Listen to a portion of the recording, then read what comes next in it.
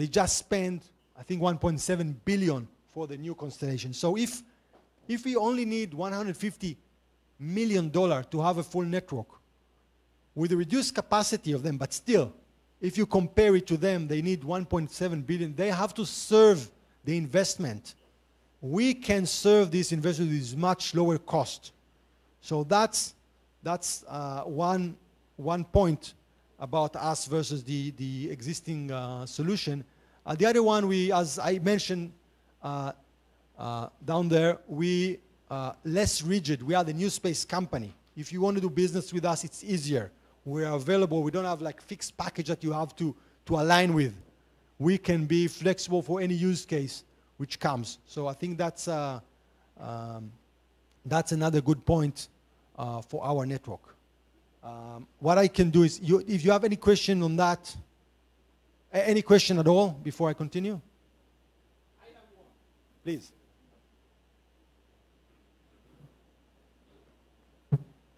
What's the life cycle of those satellites? Okay. We assuming 7 years for them, but it's probably going to be even 15 years.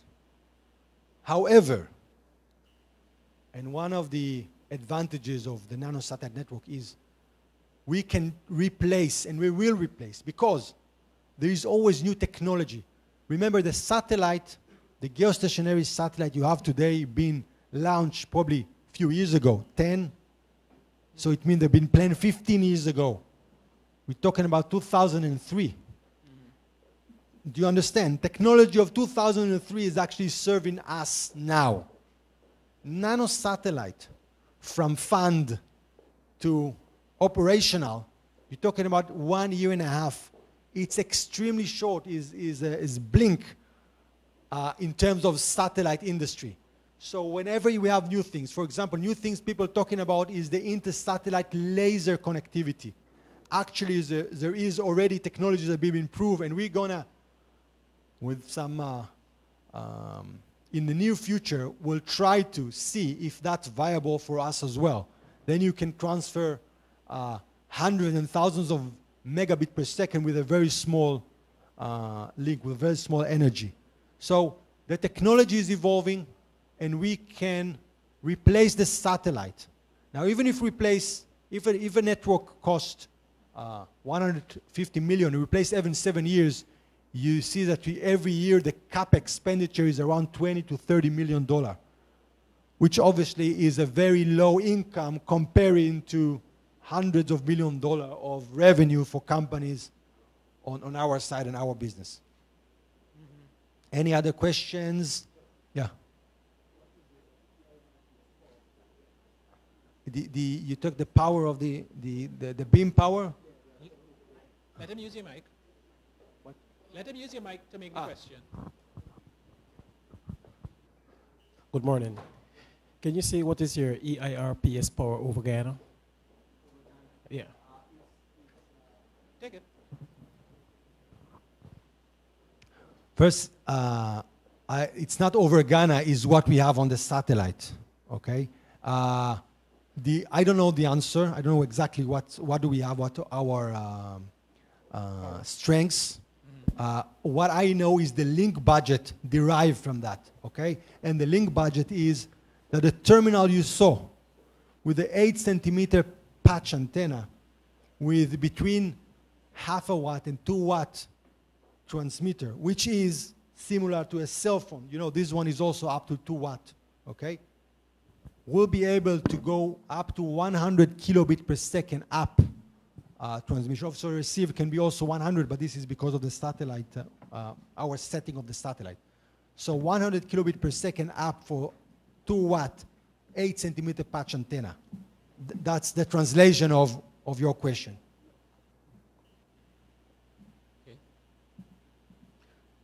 Okay. Any other question? I will put now I'll connect my computer and put the brochure we had last time. I'll go through use cases, and I think eventually, you know, we talked about technology, we show you the interface, we show you the footprint, but eventually it's what it does to the customer, to the people, what application, People not necessarily, it's relevant for them if you are in an eye and you want to connect. They don't really care if it's satellite or fiber or radio. They want connectivity. So we want to show you what's the implication of that. So let me have 2 minutes.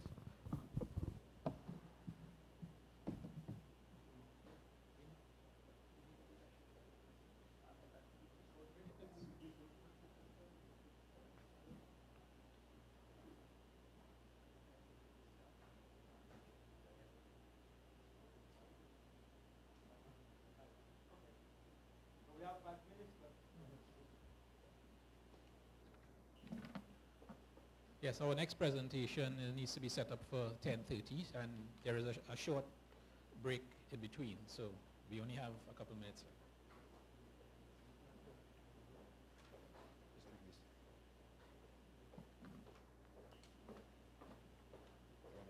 Can you move the computer a bit? Joe, it's on that side. No, it's you because we have 5 minutes, so the only thing is I'm just hoping that it's gonna be big enough.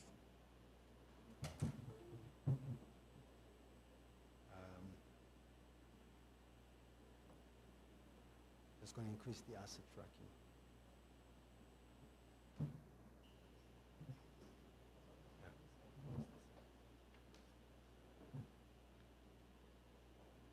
We talk from there.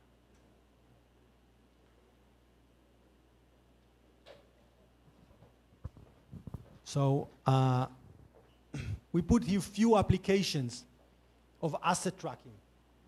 The first one is airplane tracking. We just recently signed with a smart aviation company to be able to monitor and to create anti-collision alert for airplane under our footprint. As results of the technology and also the needs, airplane needs to be monitored. If you remember, I think there was the Malaysian plane that was crashed in the Indian Ocean, and it was hard, actually nobody ever found him. With our technology today, that will never happen. Because each airplane under our footprint will have online black box, and will have obviously tracking. So on any weather, anywhere under our footprint, that can be tracked and monitored. That's one thing. Then vehicle tracking is a very popular application in many places, especially when you have a big landmass and you don't know where the truck is, and sometimes you don't know what's happened with the truck. So either where is the truck and what is it doing, and what's the driver is doing with a very expensive payload they have, is very important for companies. That's why they implemented the tracking mechanism with cellular, but with us we can extend it anywhere. Remember, as more, I think Guyana is getting into the mining area. Okay, I know you have a lot of mining, but it's going to be more and more now. And in order to secure this, one thing to secure the trucks and also secure the revenue for the country. The tracking of vehicle trucks and any other thing is crucial. Vessel tracking. So the Caribbean Sea. I don't know what size of ships moving around there, but I know the big one already have tracking. The small one might not have, and that can be a crucial application to see where are the vessels. Is there any emergency situation? This connectivity can save lives and can save the business for these vessels. Animal tracking. Have anyone here heard about business case for animal tracking? Cattle. Where did you hear that? Or it just came into your mind?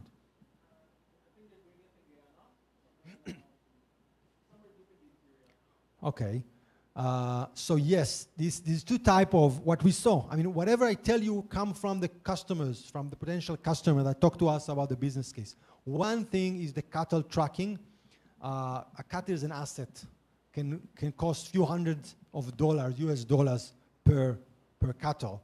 And you know, it's always subject to maybe to poaching or other problem. Also, I'll tell you very interesting, in other continent, in Nigeria, there's a big political issue about cattle herds going into the agriculture region.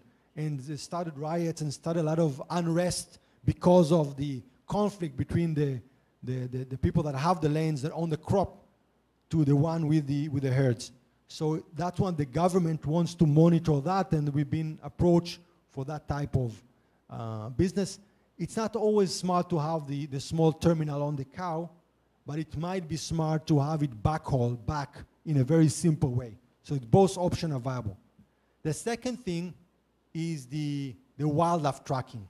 Wildlife tracking, or wildlife in general, get a lot of attention. And yeah, we have to finish, or just, I'll just finish the animal tracking. Later on, if you have to ask me personally about any other use case. But animal tracking for wildlife, a lot of projects for tracking the rhino, anti-poaching, elephant, hyenas, and any other species that is valuable being tracked. They put a small, it's engineering, specific engineering for each animal, small collars or small devices on the leg, and then you know where are these assets, you know that they're there, not being poached, not being harmed, and so on. So just to summarize, whatever is tracking IoT or connectivity, narrowband can be done on our satellites, and probably in a better way and more cost-effective way. And I encourage you, everybody, that thinks there's a usable use case to approach us and to start to develop the idea, to start to develop and try to make it a viable business to connect eventually the people and whoever needs connectivity. All right, let's give our Thank you. thanks to Shimrian Sky and Space. We're going to take a short break now. We're going to set up for our next presentation at 10:30. So you can take a bathroom break, and I think you might be able to get coffee downstairs now. But please, back here, at least we will begin at 10:30. Thank you.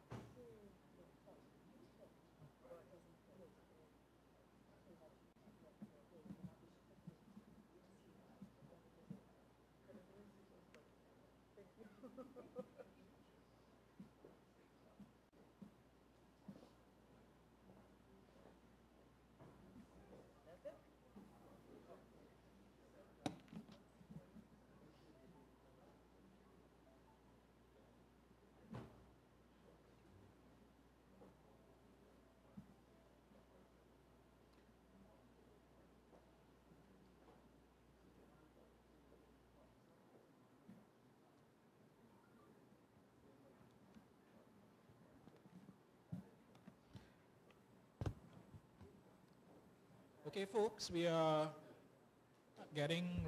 just about ready to begin our pre-lunch session in the future casting agenda.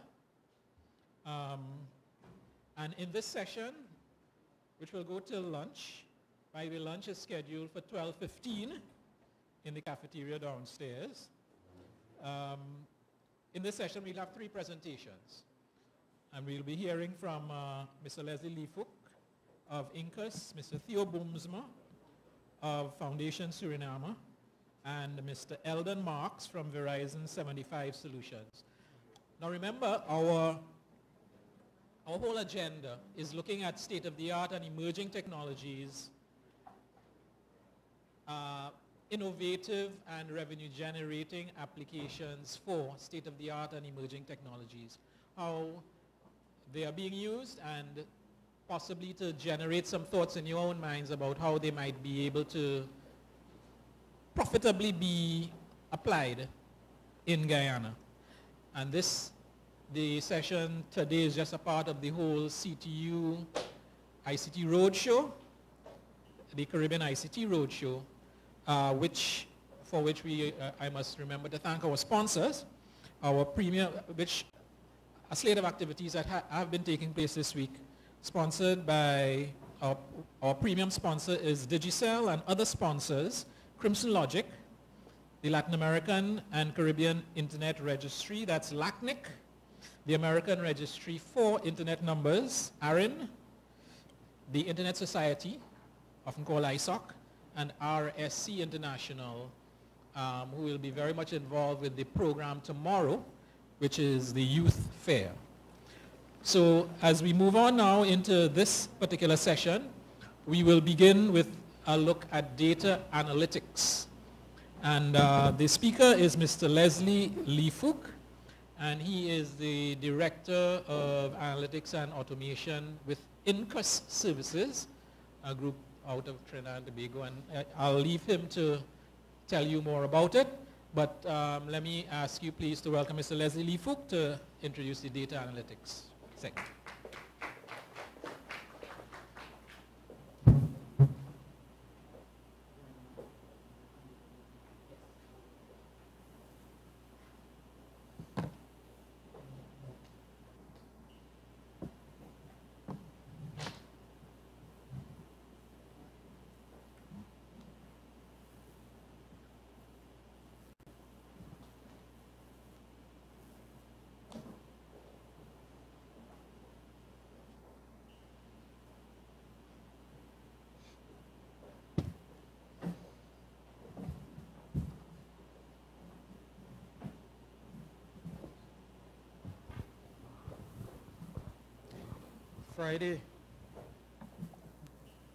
Friday, 24th November 2017.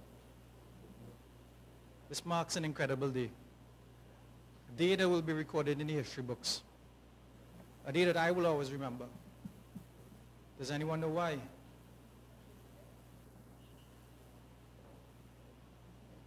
It was Black Friday, a holiday in some states, and it marks the start of the Christmas shopping season.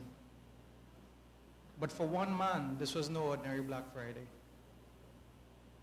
On Black Friday last year, Jeff Bezos, the CEO of Amazon, crossed $100 billion in net worth. He made $2.4 billion on Black Friday.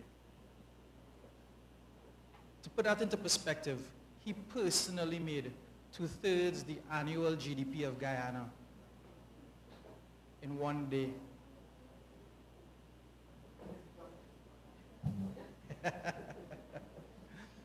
And remember I mentioned there was a holiday?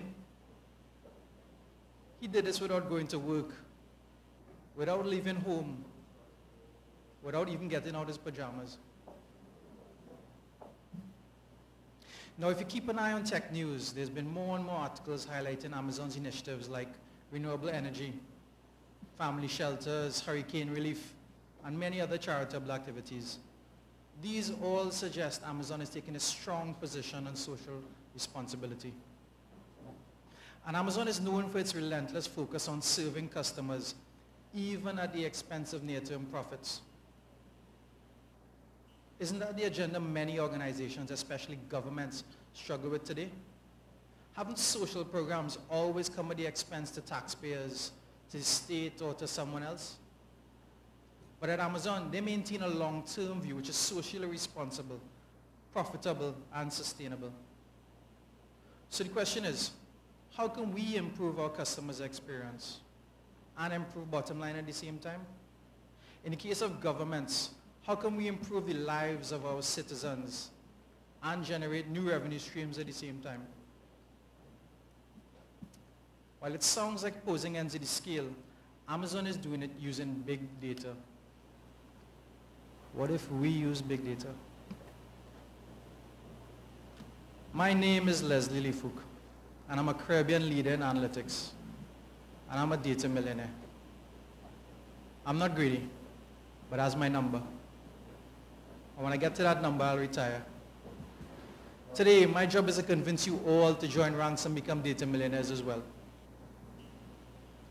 My journey started 8 years ago, and it started in infrastructure. For us, it was a time of adversity. My company was in decline. We had limited resources. We faced budget cuts, and we struggled just to make ends meet. Projects that we would have normally won were being lost. Clients that we had for years were terminating contracts. And the scary part was we didn't know what to do about it. So I set out to understand why. I wanted to analyze my data to make better decisions, but I couldn't program, I couldn't script, I couldn't code.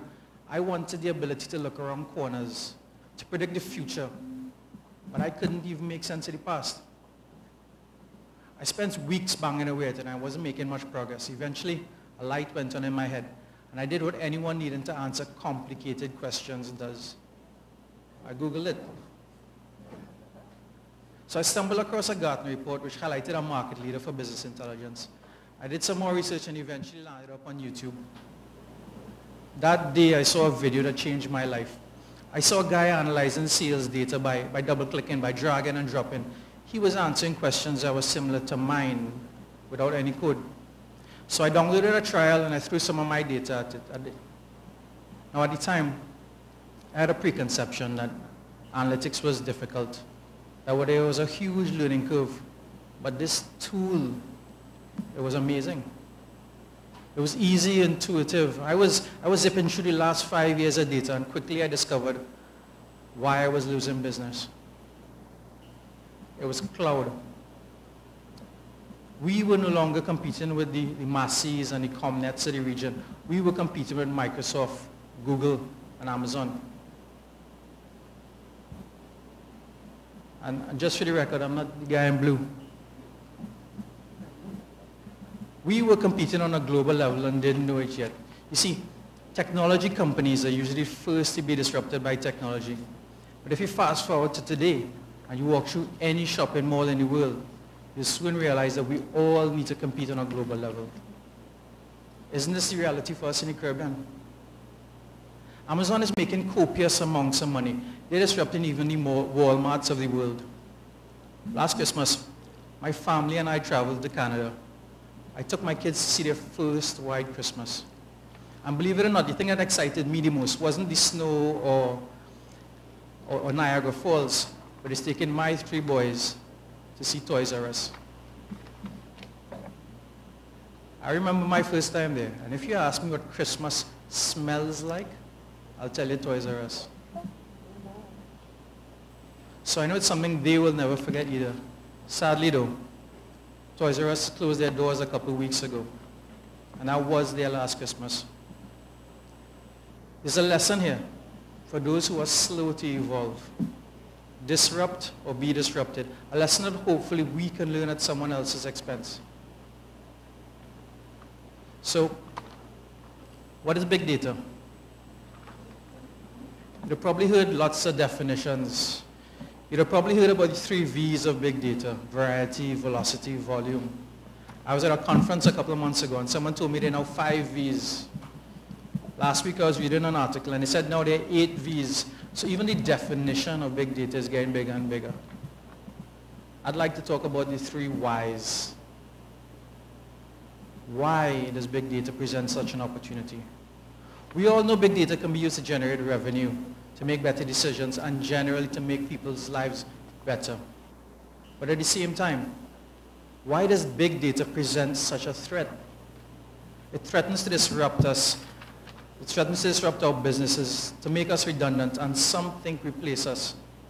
And if we know this, why aren't we doing more about it? Will we just roll over like Toys R Us? So to really understand these, we need to understand what's driving big data, and that's the speed of technology adoption. So we all know technology is moving fast, but do we appreciate how fast? So please permit me to look at a little history. This chart shows how long it took different technologies to gain 250,000 users, just 250,000 users globally. Electricity took 46 years for 250,000 people. Television took 26 years, 250,000. The internet, 7 years. But this is old news, right? What about Facebook? How long do you think it took Facebook to get 1 million users? Any guesses? No? 10 months. 1 million users. What about Dropbox? 1 million users. 6. Close. 7 months.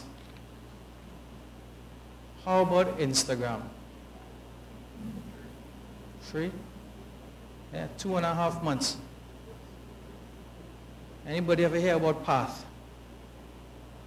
I didn't. Path took 2 weeks to get 1 million users. I have no idea. But there are a couple of drivers at play here. So internet adoption, mobile penetration, IoT deployment, and cloud acceleration. So in 1969, the US Department of Defense appropriated $1 million to create ARPANET.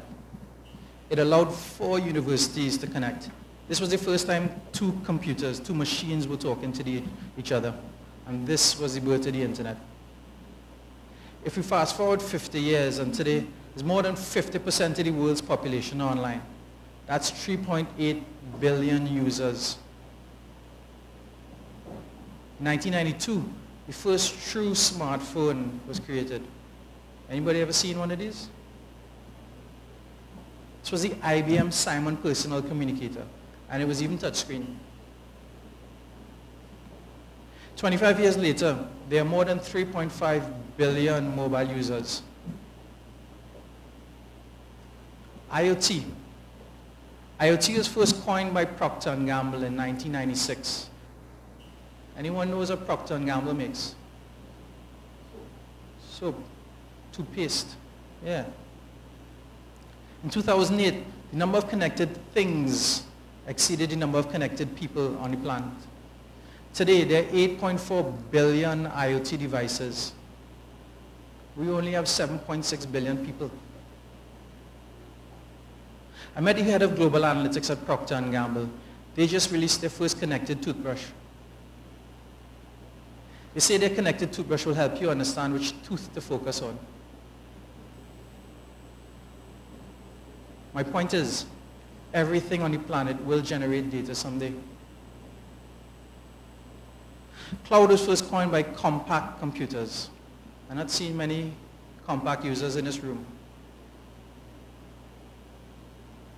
In 2007, a little more than a year after Amazon Web Services was launched, Amazon Web Services exceeded the bandwidth of the traditional Amazon company.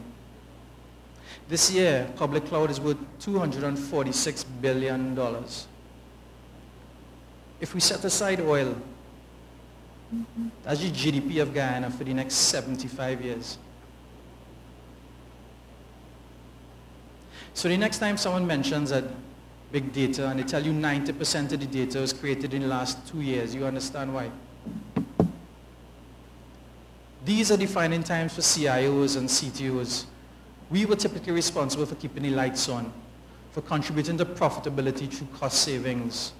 But that's all changing. Today we're being asked to bring new and innovative technologies to change the business. Data and analytics presents that opportunity.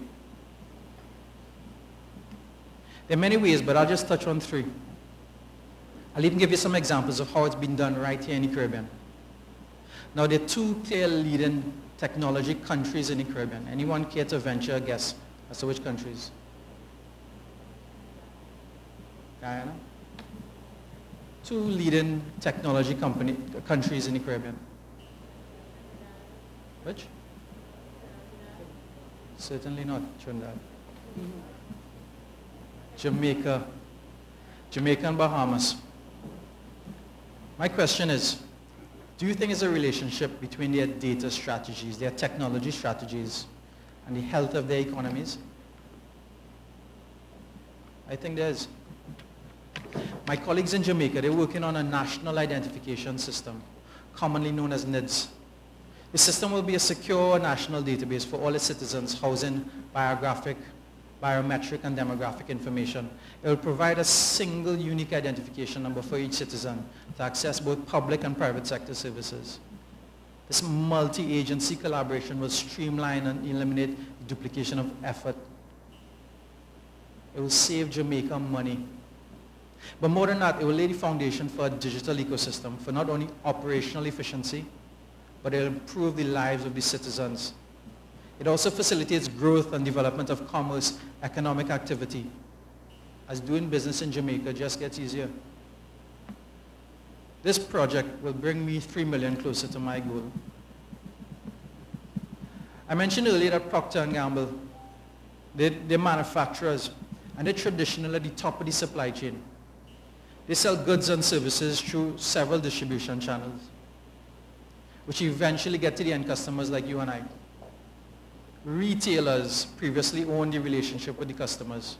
Today, through an omni-channel approach, Procter & Gamble are directly engaging customers in a deep and meaningful way.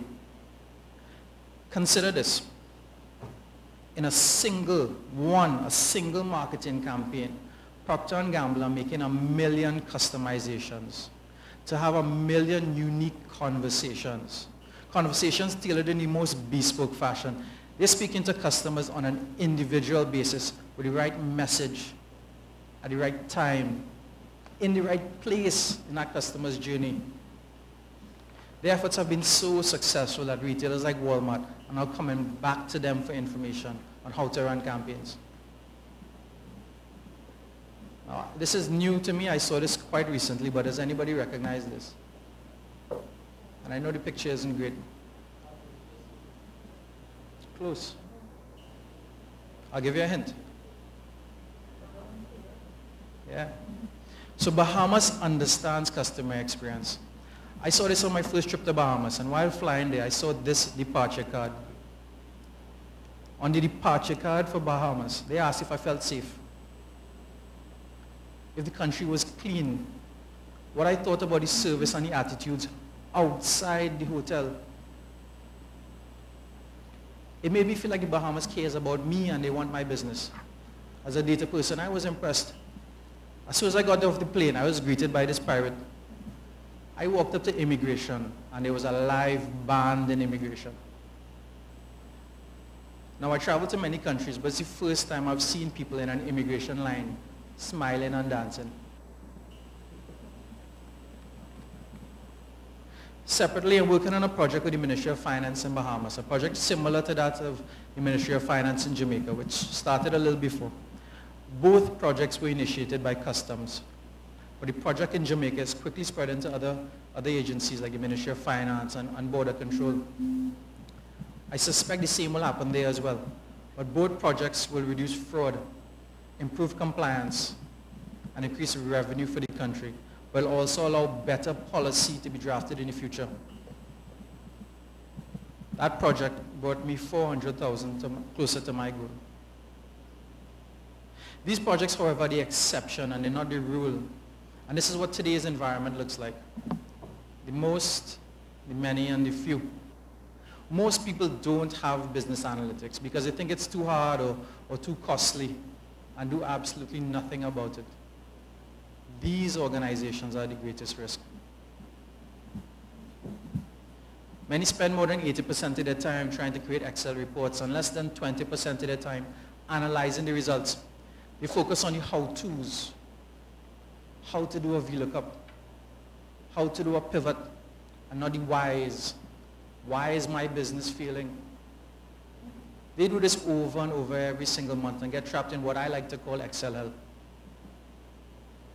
Some companies rely on an army of engineers and programmers who require in-depth knowledge of programming, scripting, and coding. They hire data scientists who work their voodoo just to answer simple questions.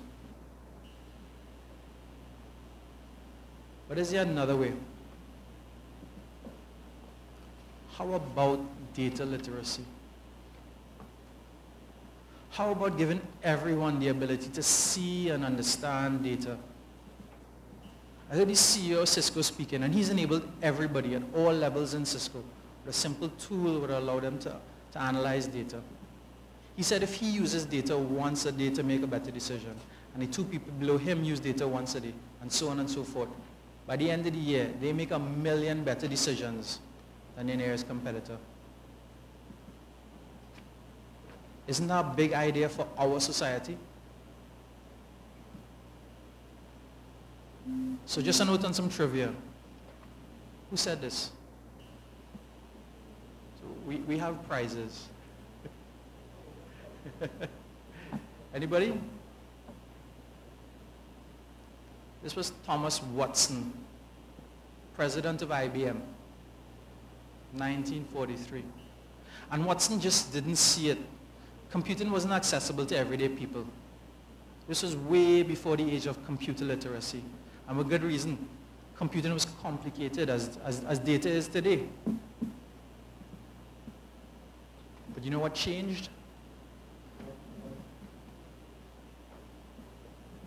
Apple. Apple made computing simple. They created GUIs, click, drag, drop. Now everybody could use a computer. What if we applied that same thinking to analytics? Adoption would skyrocket. So what's the solution? I say, let's keep it simple. So simple a 6-year-old could do it. But why? Because we need to prepare our next generation to be globally competitive. I had the honor of participating in this technology summer camp in Tobago. It was put on by an amazing lady by the name of Dr. Levis Guyana, and largely at her personal expense. The camp focused on science, technology, and math. But more than that, Levis wanted to inspire the next generation of leaders, dreamers, and entrepreneurs. She wanted every child to know that even though they were born on these 2 little rocks that we call Trinidad and Tobago, they had the ability to change the world. See, the Caribbean is blessed with some of the most creative minds in the world. Both positive and negative creativity, of course. But creativity is the foundation of great decision making. It's my vision to foster the development of a Caribbean analytics community, a community that's highly sought after. I want us to be the India of analytics. And if we keep it simple, and we start with our youth, who says we can't be number 1?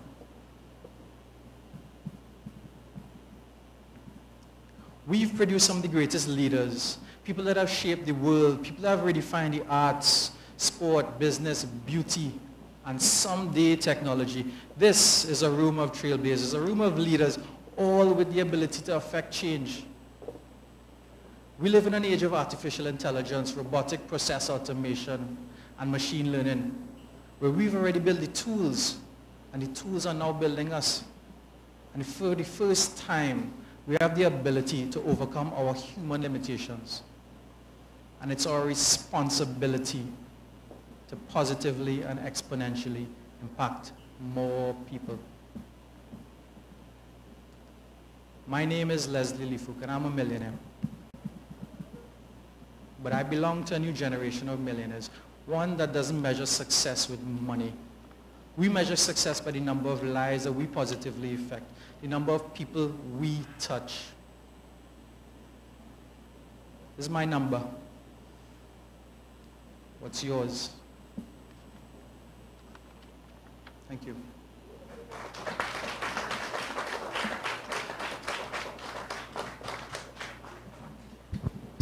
So having heard Leslie, let me see what time we're at, 11. I could probably take a couple minutes for one or two clarifying questions from the audience. Data analytics. We might have a little time afterwards for some of the, some more general questions as well. Oh, you have one, okay. Okay, I have a question.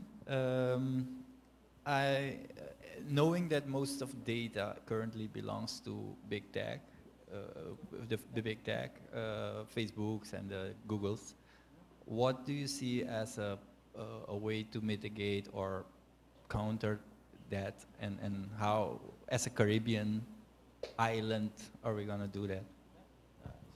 I actually disagree with that. I don't think it belongs to them, because the data is actually on us, and I believe it belongs to us. So we need to be sure, we need to read the end user agreements. We need to know that when we sign up for something that's free, that is actually a cost attached. And that's our privacy, and we need to demand our privacy. How? Simple. Close your Facebook account.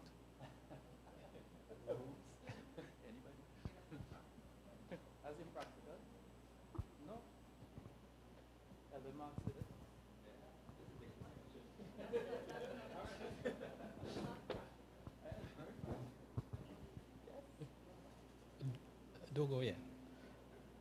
Well, the question is what, and he made a good point. The data is data on us.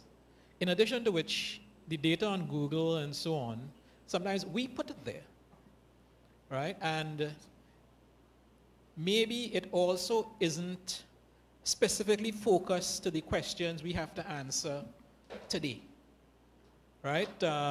His specific company, there'll be certain things that he needs to analyze to be able to address his questions.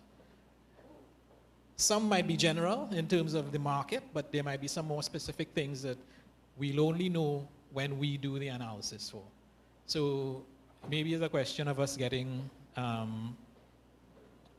bold enough to do our thing. Good morning, Mr. Fook, sorry. Okay. I would like to know how you were able to gather your data, because based on your reference just now, we give our data freely to others. I'm assuming you don't have a Facebook account. You do? Okay, so basically you choose what data you give to them. How do you gather your data for your analysts?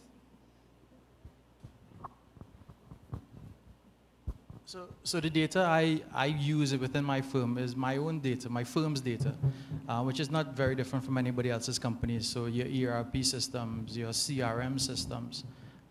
So your typical business would have a complement, a suite, and that's what I use. So I blend all of those data sets together to get a single view of my organization. But I augment that data with other sources. So the Central Statistical Office, for example.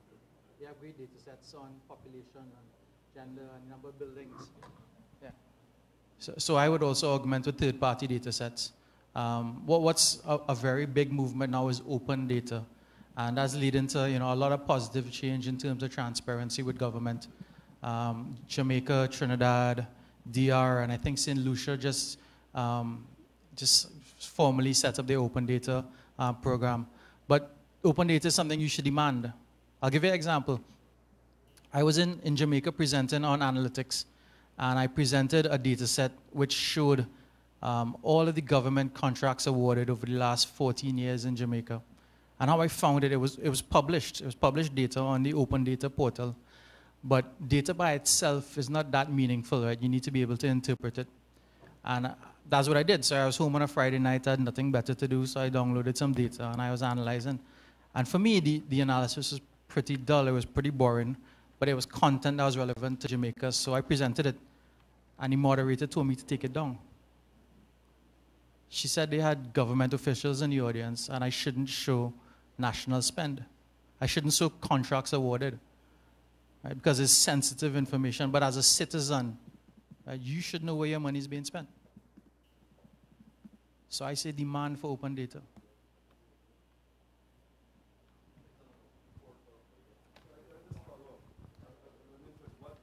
Stand by the podium. I moved on quickly. But there was enough interest at the end of it that got me an invitation to meet the contractor general in Jamaica. And I sat with him, right? He's the contractor general. He's the guy in charge of the NCC. And I said, Dirk, what's the largest contract you awarded in the last 14 years? He said, I don't know. That's a tough question. And I just whipped out my laptop. I was like, well, here, buoys, 177 million US. And this is who paid for it. And this is the contract. You want to know anything else about your data? The reason I asked that Yeah. to follow is because I had a similar experience of publishing data in the room. Mm-hmm. The organizations didn't know that was their own data. So Mm-hmm. I just wanted to know you had it. Yeah. We'll take two more. Travis Freer. Quick question. There's this notion that basically data is everywhere. And I think one of the problems we have, specifically in Guyana, is that the awareness of data is power. So my question to you would be, what would be like the 3 starting points to get people aware and the power within the data and what they can do and leverage from it? So my journey to data, right, and I started off not as a programmer or coder, right? I can't program. In fact, I was struggling with Excel for months. And my journey to data got me to access to a tool that was just double-click, drag and drop. So data literacy is important. We need to understand what's the potential of data, but we also need to drop the learning curve in terms of how do we make sense of this data. So the technology is there. It's just for us to be aware of it now. So I do a bit of data evangelism. I go around country to country in the island, and I teach, as you see, like 6-year-olds on how to use data. And in that session in Tobago, there was an age group of like 6 to 16. So we broke it up to 6-year-olds and 12-year-olds and 12 to 16. And I was excited to work with the older group. But when we started doing work and stuff, 6-year-olds, they got it like that. They were flying, they would double-click, drag and drop. Boom, analyzing M&M's data. So we got packs of M&M's, we broke it out, everybody counted their colors. So we need to start earlier, and we need to introduce data literacy as a fundamental skill in schools. Last one for now. When it comes to bringing data literacy to young people, what are the most effective tools that you found? Irrespective of what I do, I like to make it relevant. So I say the 6-year-olds, M&Ms. Whoever counted the M&Ms fastest and put it into Excel, you get the M&Ms. It doesn't have to be magic, it doesn't have to be rocket science. Just figure out what they care about. Anybody else? All right, thanks. Thank you.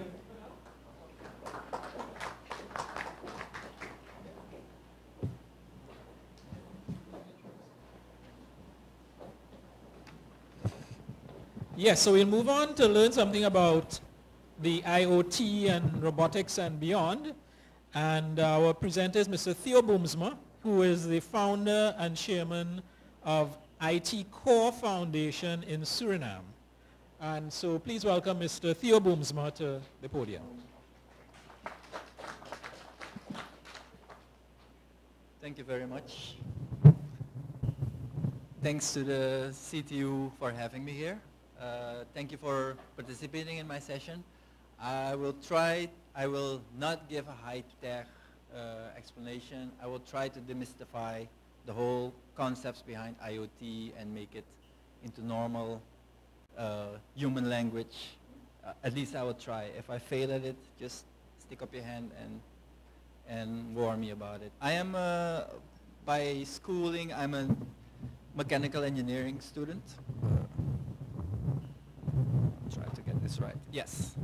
I think I'm very old because the time I got to university, people were walking around with boxes of cards. And these cards contain pieces of software.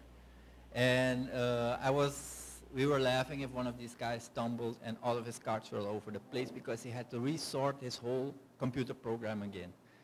I know you all don't know this, but that's how computing in my era started. They just moved the cards out, so I never programmed the card. I started doing ventures as soon as I got to university, and my first venture was based out of necessity. I moved from Suriname to Holland, and calls to Suriname were extremely expensive, and I had a girlfriend on the other side of the ocean. So I tried hacking phone installations. I tried the works. I found a legit system which was called callback. You can dial a number in the US and you hang up and then you get called back and then you get a way cheaper call to anywhere in the world. I said we can make money from that. So I started my first venture was to automate that little piece of knowledge. Like I had a modem and a card and I programmed it to call from the US, hang up, wait for the callback and make it available with a nice dashboard so the people with the tropical stores could resell these minutes to their customers. So we were calling everywhere, Ghana, everywhere. But the way I got the schematics for this, I was a mechanical engineer, not an electronic engineer. So we didn't have internet. We had Usenet. Usenet was text-based. It was just all characters. And I posted a message on Usenet, how do you connect something to your parallel port of your PC, your printer port. And the picture in the background is actually what I got back from some student in Russia with all, this is all characters.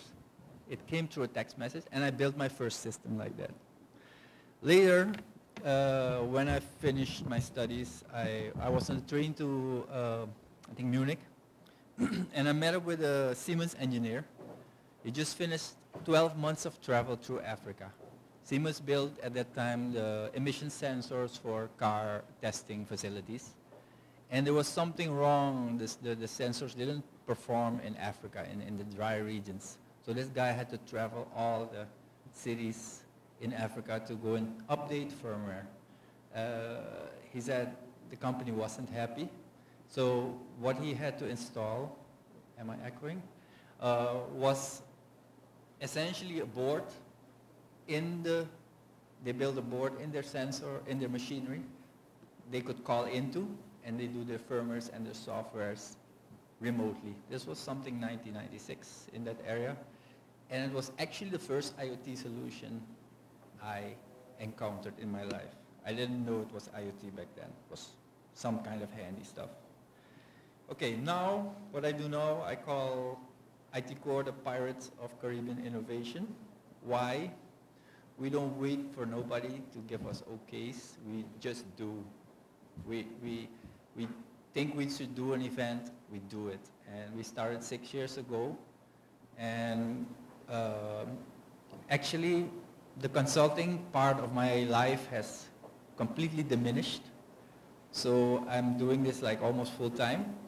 We've been doing hackathons for 5 years in Suriname. We're doing RoboKits, Hackomation. I will just slide through them quickly. And every year we add to this. So this year we added the Codettes, Women in Innovation, and ThinkScore, and we've been in Trinidad last month for pre-compliance lab testing of IoT solutions, and we're going to go on with that. So we're a foundation. This you can find on our website. This is the hackathon. It's a yearly thing. We build applications in 24 hours, and the best one wins a big prize. But it's not only the hackathon, it's the whole path towards the hackathon that's important. We have a 4 weeks, 5 weeks preparatory path, where you learn software development, you learn version management, you learn all the aspects we want you to learn. And everything we teach or we work on gets judged. RoboKits, I think Guyana has this also. It's the robotics based on Lego. We launched the project. The Hackomation, we'll go through that. ThinkScore is this year's business. This morning we had a nice satellite presentation where the low bandwidth solutions for the interior. There's some middle ground, that's where ThinkScore is. It's long range, low power connectivity. It's like your Wi-Fi, but then 10, 20 miles range. Very low cost, you don't have to launch a satellite. This will work as is. We are all, we're doing this all non-profit and for the better of the communities in our region. So we have videos on how to build these base stations. They cost typically around $250 US. And a simple solution costs around 20 per endpoint, which means if you want to control your beehive and it's out of range of cellular or wireless, you can do it with low power one. The Codettes is also a new one. We started a movement, or we triggered the start of a movement for girls in ICT. And okay, so Internet of Things. The first definition I saw of Internet of Things, I think 2-3 years back, was this one. Internet of Things is a network of physical devices, yada, yada, yada.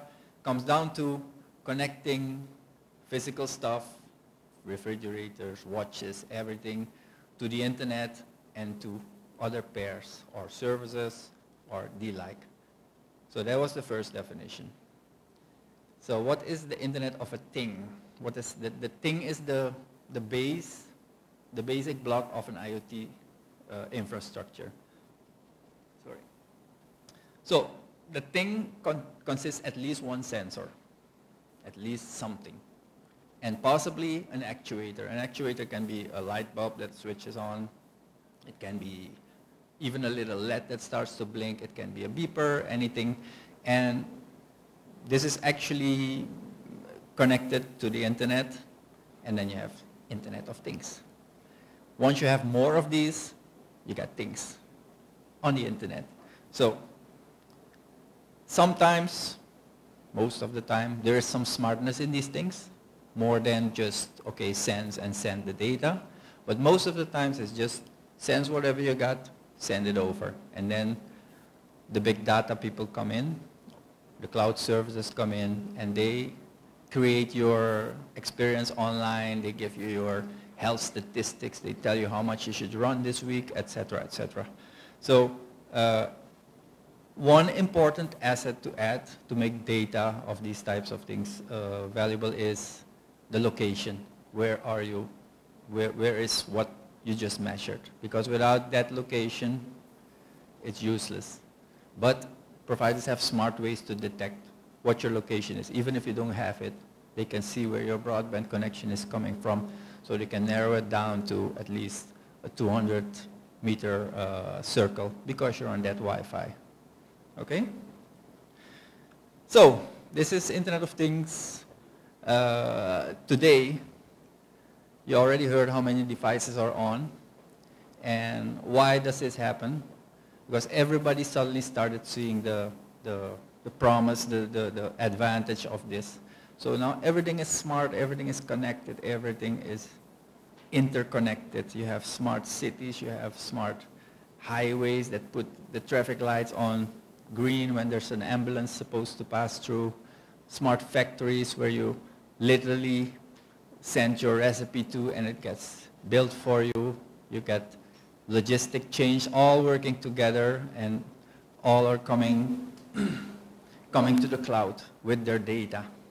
Okay, it's nice, but it's got some tricky parts to it too. Where are we going? I heard 8 billion devices. The statistics, well, the prognosis say we're going to 40 to 50 billion devices in 2020. Do you want these devices on your wireless? Do you want them every day on your mobile? So that's why we also ventured into looking for networks specifically for certain types of sensors. But okay, bandwidth grows too, so probably we won't run too much into trouble, but there's going to be some kind of a traffic issue soon. And it's more than traffic, it's also the identification, it's the certification, encryption. Okay? All right, everybody now probably has already some IoT device with them. Whether it's a smartwatch, it's it can even be a program on your phone sending certain type of data. And everything connects to the cloud. People don't even realize it anymore what they're sharing. And he just mentioned about who owns the data, etc., etc. Sometimes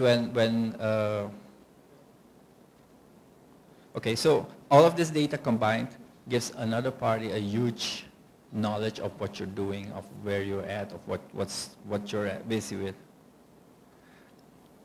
Okay, to break this whole thing down because we organize events for young ones, how do you explain this? How do you put this into perspective? We developed this Hackomation quadrant. When we organize the Hackomations, the first thing they learn, every IoT solution actually fits this bill. You always have some kind of interfacing. You have a UI, a dashboard, anything. That's the left corner. Yeah. And that's evident because otherwise you can't interact. The other part is the right part, that you have hardware. It has a sensor or it has some kind of a mechanism to control your lights or your curtains or whatever. It interfaces with the real world. It connects to your fridge, it connects to whatever.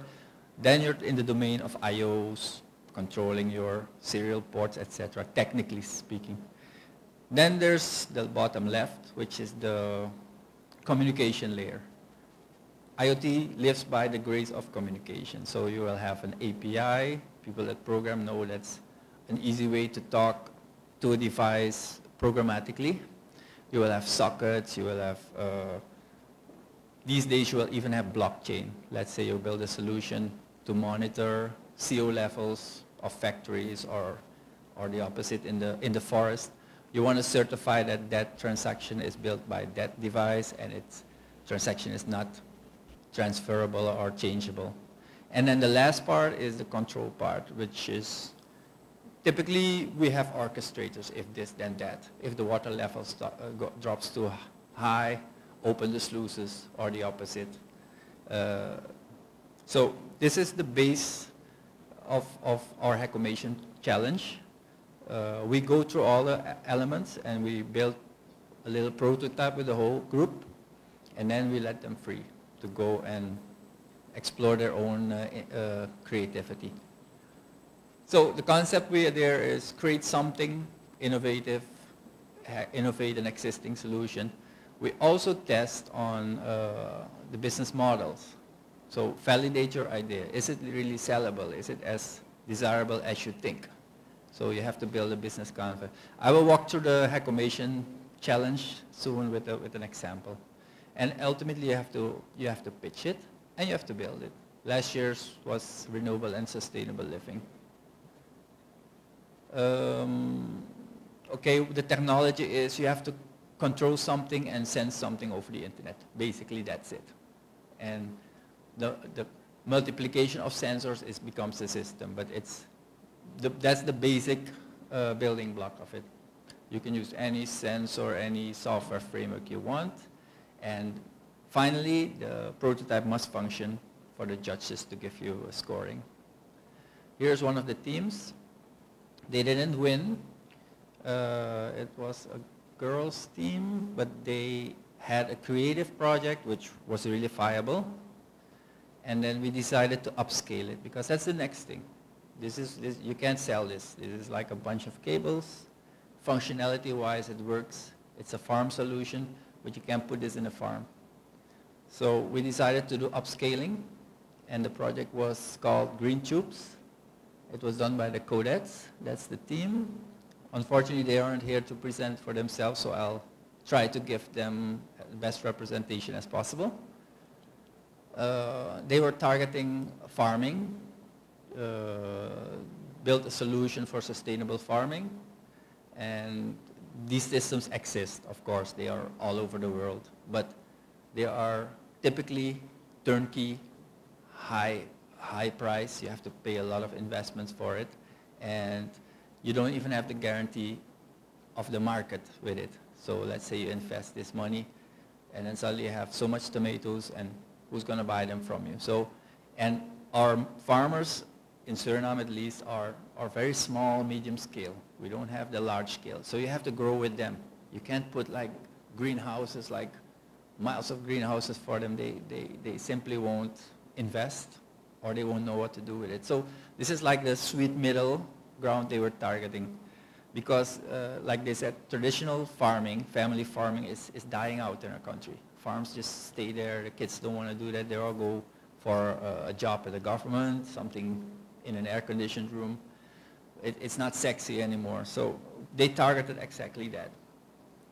So what they built is a low-cost solution to make farming more attractive, more interesting, and you can do it in your backyard. This is one of the solutions they automated. This is growing lettuce in tubes, and well, actually don't need automation for this until the power goes out. Then you're in deep trouble, because then 400 heads of lettuce die in an hour. So they had solutions for monitoring it, and also for the end cap to lock the caps. Whenever the current drops, then the water stops flowing, and the water at least remains in the tube as long enough for the farmer to come to his farm and get the resolution. So it started as green production. That was the Hecomation project.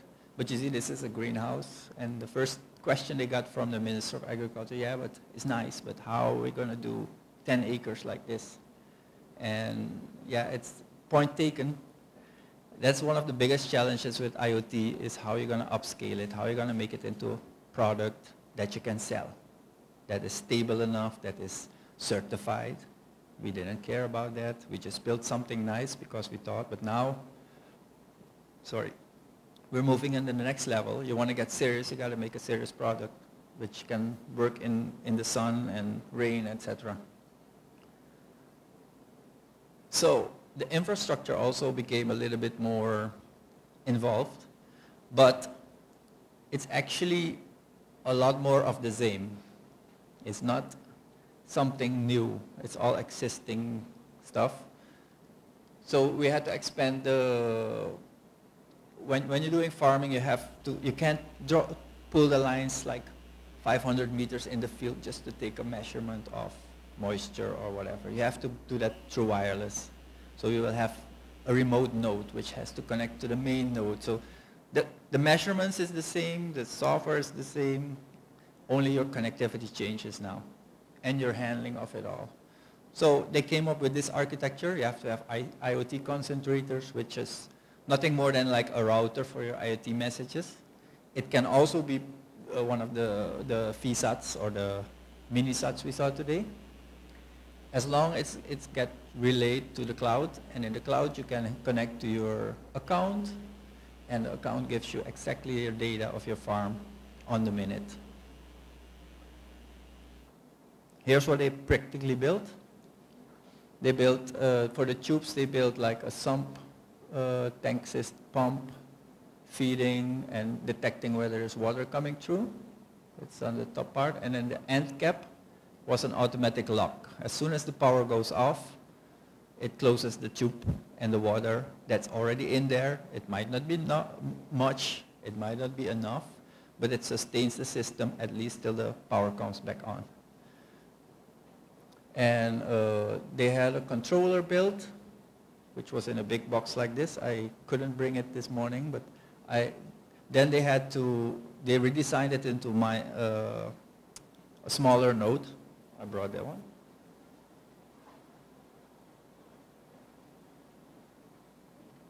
This is actually the same system. not fully connected yet, but this is all that is on the left. It's an Arduino. People that know these things, Arduino and a Raspberry Pi and some electronics, is now replaced by this chip. It has both a Linux server in it, it has an Arduino microcontroller in it, and it does exactly the same as the other one. So this is typically the node you would put in the back of the field to control, I don't know, your sluice or your water supply or whatever. So you see how these things evolve, but this is of course still not sellable. You have to make it into a good rugged enclosure, but that's our next step. Okay, how it works. I suggest you guys look at their website. They're targeting conventional and alternative farm methods. So with the system, you can also do aquaponics, which is fish tank plus tubes, or just in-soil growing.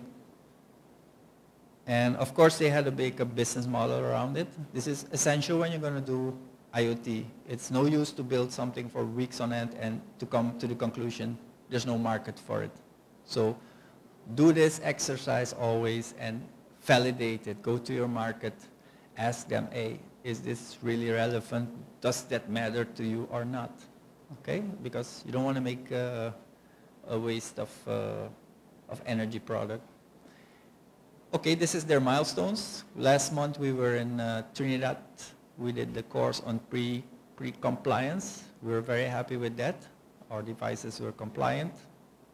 And it's part of the development cycle. And this week, yesterday, we got a message from the CTA Pitch AgriHack that this project was selected as a finalist on their Pitch AgriHack challenge. So they're going to Rwanda to pitch over there, and let's see what comes out. I'm very proud of these girls, and we'll see, we'll update you what happens. Okay, that was green tubes. So what matters for IoT? It should solve a problem, otherwise why? Unless it's so gimmicky that everybody wants it, but it's hard to sell. It should be easy to use. It's a set and forget situation, implementation, no everyday work on it. And people want it to be sociable. It should be, hey, I got this watch, you know, look at me, that sells. Design for initial group. You know these guys are there, the geeks or this group or that group, and then you build from there. That's your strategy. And for the pro users, if you're going to sell a system to people that do big data, they want an easy access. They don't want to go to your dashboard and export an Excel file. They just want direct access to most of your database, preferably all, but that's up to your discretion. And try to use open source as much as possible. Everything we do, everything on my computer is open source based. I don't buy software. Everything good is for free. But there's also sides to that, but okay, y'all will figure that out. You need to document your code because there's a team working on it. People should be able to continue with it. There should be a framework on it, and it should be cloud connected. These things are all done. You don't have to like do that from scratch. You can build from example code, but you need to be aware that if you're going to use an IoT solution, it's got to have a framework. It's got to have a cloud framework. Okay, what about robotics?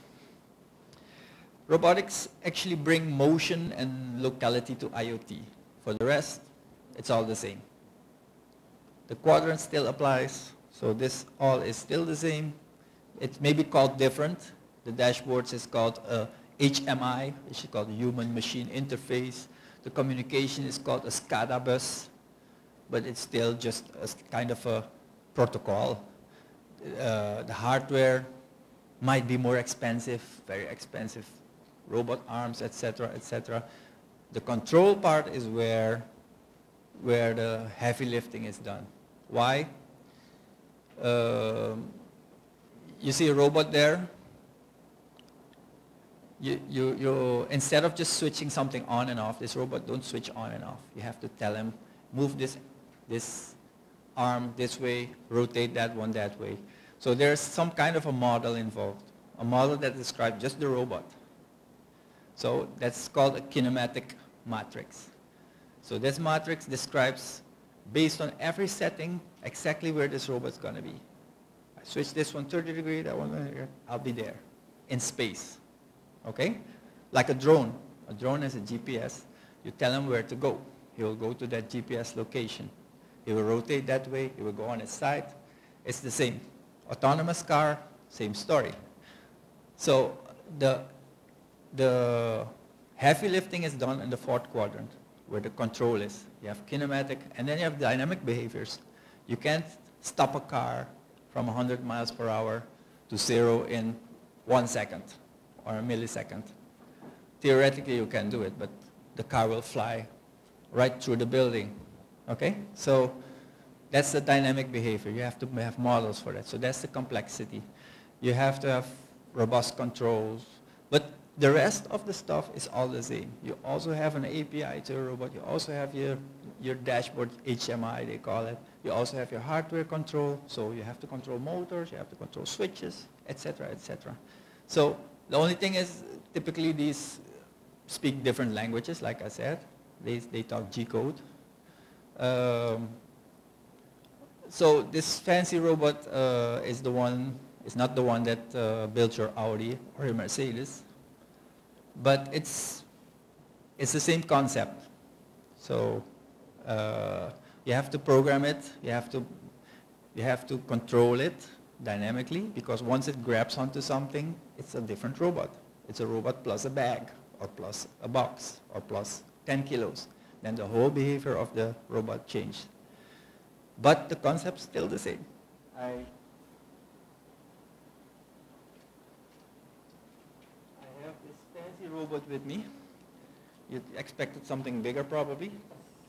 This is the robot. Costs about, I think, $100 plus 2 days to build it. If you're serious about robotics, just buy one.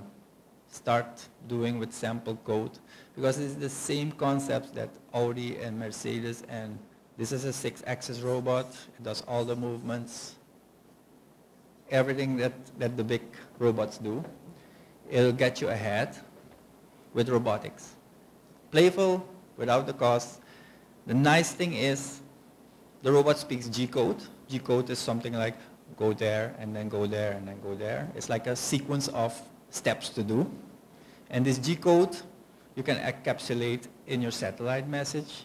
Like the guy said, he only puts a header and a footer to the file, encapsulated. This package comes over here, and the robot does exactly know what to do. Okay? Of course, you need some more advanced approaches. Who can tell me what is the cheapest and most versatile sensor in the world today? Anybody? I don't have prices, but maybe you can get something from my neighbor. Anybody?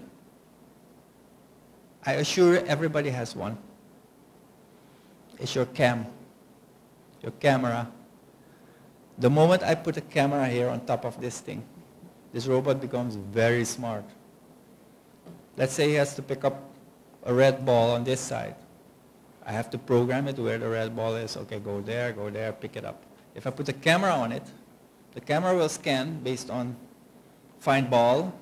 It will give the robot the coordinates, and the robot will exactly find it. So that's the biggest advantage we oversee, because everything goes with cameras. Your facial recognition, your AR, VR, everything goes through cameras, and it's a $5 investment. We built a lot of systems. Here's one. You just attach it here, and in the concept of IoT, these don't even have to be the same system. This is your detection system. This is your motion system. So this is connected to my laptop. This is connected to an Arduino. And my detection software says, hey, send the robot over to that side and let them follow that path. So I send this little chunk of G-code to my serial port, and it will go there. Of course, everything is related, because then the camera position changes, etc., etc. I'm not a robotics professor, nor did I do any robotics, I can give you one hint. I did a course. It was completely free. It was from the Queensland University of Technology. It was two times 4 months, completely for free. I learned most of what I know about robots there. If you want, I can share this link with you guys. It's the way ahead, okay? All right. One other thing, like I just mentioned, is task distribution. The camera is just detecting where's the person I wanna grab. Then it gives the coordinate to the other IoT device. He will drive over there, and then we'll say, okay, I'm near the guy, within your reach. Now the robot gripper, grab him. So that's how you get task distribution. So not all the heavy lifting has to be done on an Arduino or a Raspberry Pi. You can have an image processing server in the cloud doing the heavy lifting. You can have your dashboard and your API in the cloud, and you can have. So this is the way to make IoT work. Okay, the beyond part. My partner there already mentioned big data. When I went to study, we did something with neural networks and AI back then. It was always an issue. You start this program and then it has to learn for weeks on end. You have to build data sets. You have to track how many cars are coming, and then you have an estimate of the traffic density, probability, etc., etc. Nowadays it's reversed. You have so much data. If you can condition it and query it, your systems are already completely, fully trained. You don't need weeks to run. You already have the data. You just have to be able to access it, which is a different story. But if you can access it, you can organize, you can order, you can feature AI, artificial intelligence, and your machine will automatically or automagically get better at performance. Another one is IIoT, industrial IoT. The people that do the SCADA and the fancy stuff with the refineries, and so they realize, hey, why do you have these protocols? Let's do IP. Let's throw it over IP stacks. Then we have a better match with the others. So this whole new breed of IIoT solutions came through. There's blockchain, like I mentioned earlier. You want to fix transactions in time. You can lock them in a blockchain. We do CO measuring somewhere in the forest. We want to know how much carbon credits our forests give. Develop a sensor. Let they approve it. Then you just have to stick out sensors everywhere, and then you can shop with your carbon credits. You don't talk anymore. You show them. Your factory has a negative impact so much, and our forest has a positive impact so much. Let's deal. You know? Then you have to put it in a blockchain, you lock it in, and then you do business. They're doing this for windmills already in Peru, and so I'm going over time or not? I tend to go over time. Okay, I'll speed up. AR, VR, computer vision, like I said, is the biggest win. It's the easiest, quickest, biggest win. You can do that now. There's open source libraries, OpenZV. Tomorrow you can start doing your first project. Get the red ball, detect my face, etc., etc. You get a lot of specialized downstream services, like do the whole OpenVR or face detection on a server. You provide that as a provider. Okay, I'll run through this one. What do we see in the CARICOM for IoT? We is IT Core. We already started to build our LoRaWAN network. This is called thingscore.com.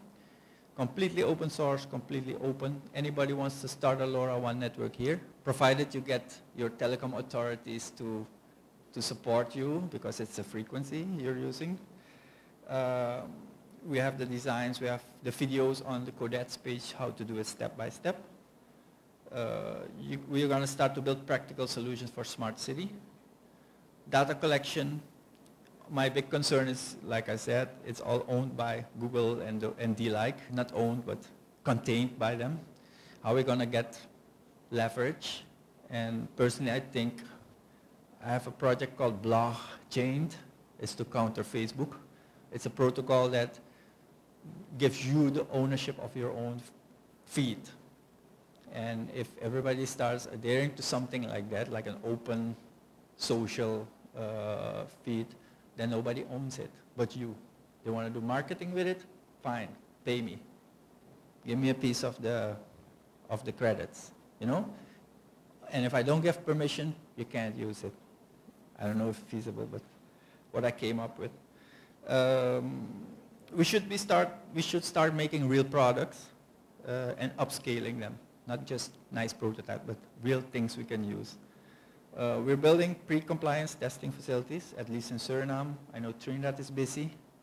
And our Hackomation plans are to expand this year, end of the year, to at least Guyana and Trinidad.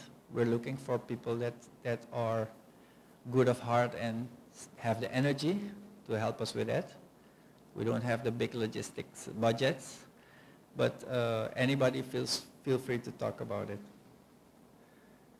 In all, CARICOM is in good shape for next level of IoT. We have a lot of parties interested. It's really on the move now. We still have a niche in our region. It's not like, why would we do it? Because we have our specifics. We have our own niche markets. They won't cater for that. They won't build that for you. And you don't want to be the consumer forever. You want to hack your own stuff. Make them a little bit more efficient than your neighbors. And then again, you want to unite also in that cloud of innovations. Okay. I think that's my presentation. Are there any questions?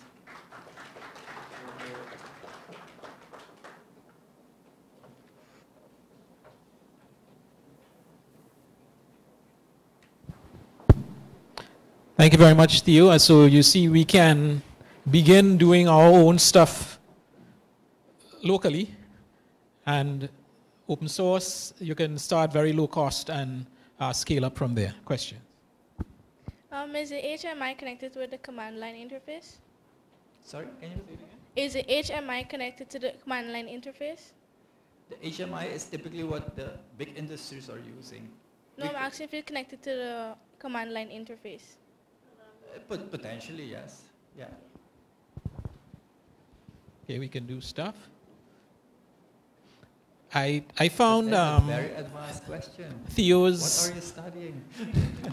Theo's and beyond slide looked a lot like the rest of our agenda. He mentioned stuff like artificial intelligence, which is the next presentation, augmented reality and virtual reality, which we'll see examples of this afternoon as well. So certainly in terms of future casting, it looks like we're on spot. Yeah, good morning, Mr. Theo. I would be doing a robotics camp in my community come the end of August. And I would like to network with you. I'm impressed by the girls program I see you have there, which some of it was tried here already. Yeah, so I will be doing a robotics camp for the youths of my community come August. Okay. All right, very good. Let's get our next presenter set up, yeah. And while he sets up, maybe I could take another question for Theo. Well, the setup is, you can liaise with us. We have some curriculum. I think your government also has the Lego robotics kits. It depends on where you want to start. I said like really novice. You want to start with easy. And we're going to cross over to do the Hackomation, which is like polytechnic level university. And those are the champions you want to get to your village, to pay back, to pass it forward, the favors, and help you develop the course. We have the material, so it's just, we can present that. There's a hackathon that is being done here in the country already by there's a hackathon program. Yeah. Being done by the Ministry, I think the Ministry of Public Communications here. Yeah, Ministry of Public Telecommunications normally hosts a hackathon program. I think it was done for the second time this year. Yeah. There was some Suriname teams participating, I know. We kind of follow what we all do. Yeah. Hi, Mel. Can I help you? Okay. Any other questions with you while we set up the last one? Yes. I will hand him the mic. Yeah. Go ahead. With your robotics and G-coding, can you, with your robotics and G-coding, can you send multiple instructions at the same time, or it has to go one at a time, executed one at a time, or it can be executed in combination? What we do now is we have to, it depends on the network, of course, your protocol. When we do it over LoRaWAN, you have the same problem with the satellite. You have limited capacity. So you chunk it up, you send it over, and it's being rebuilt. So, but I know the memory is probably not enough to build a whole 3D drawing on the Arduino. So you have to keep that in mind too. You can't like pump the whole, so you probably chunk it up. Like, I don't know, 20, 40 instructions. But that's what we're exploring now. We didn't, I have now the G-code installed on the robot, and I'm just encapsulating them in a JSON message. And the JSON message gets stringified, sent over to the Arduino, de-stringified, and then passed on to the interpreter. You understand? Yeah, yeah, yeah.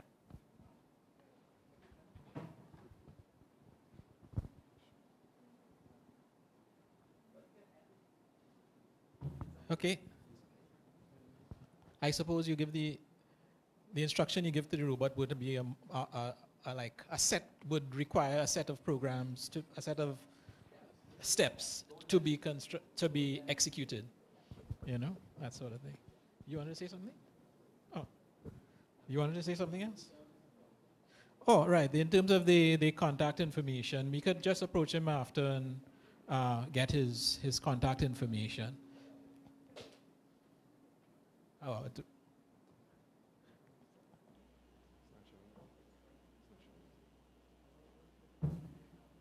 looks like they're having a little challenge there still.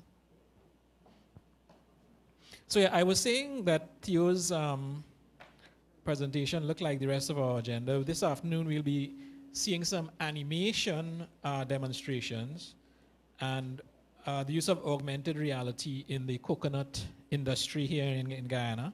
And also in the Innovation Spotlight, we'll be seeing some information about drone technology being used here in Guyana from the Guyana Drone Operators Association. Just one second.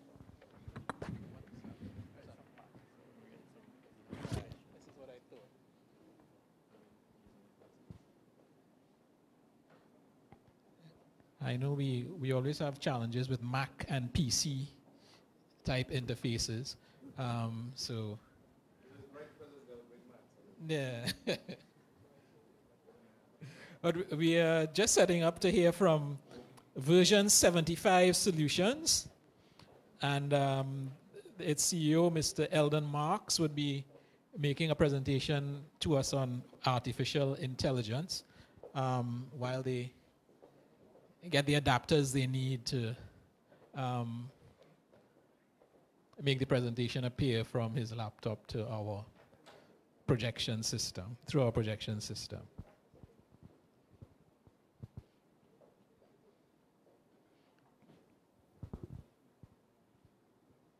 That looks out the front. What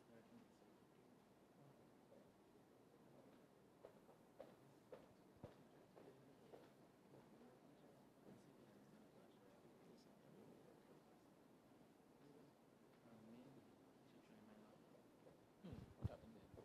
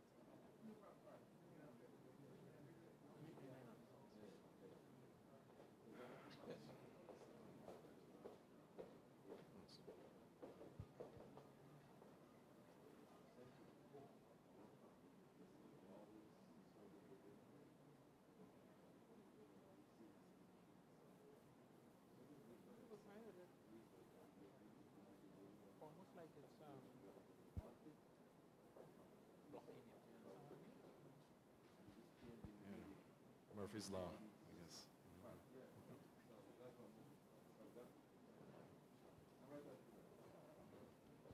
All right, give us a second. And in the meantime, I don't know if you all might want to impart any words of wisdom or encouragement to the persons in terms of using the technology for applications.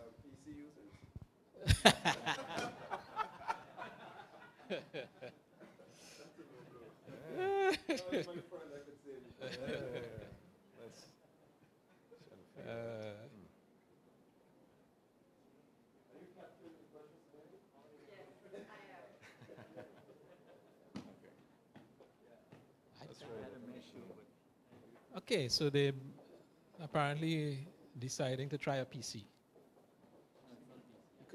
Not a PC yet.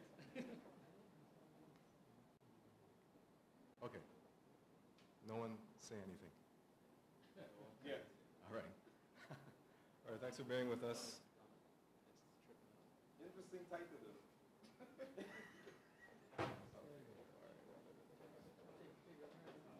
Cable issues?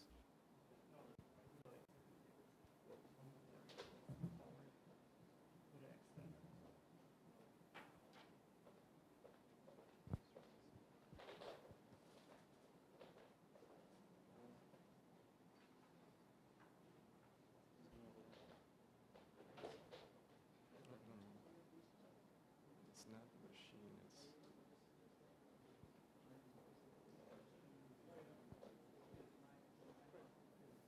You want me to present from over there?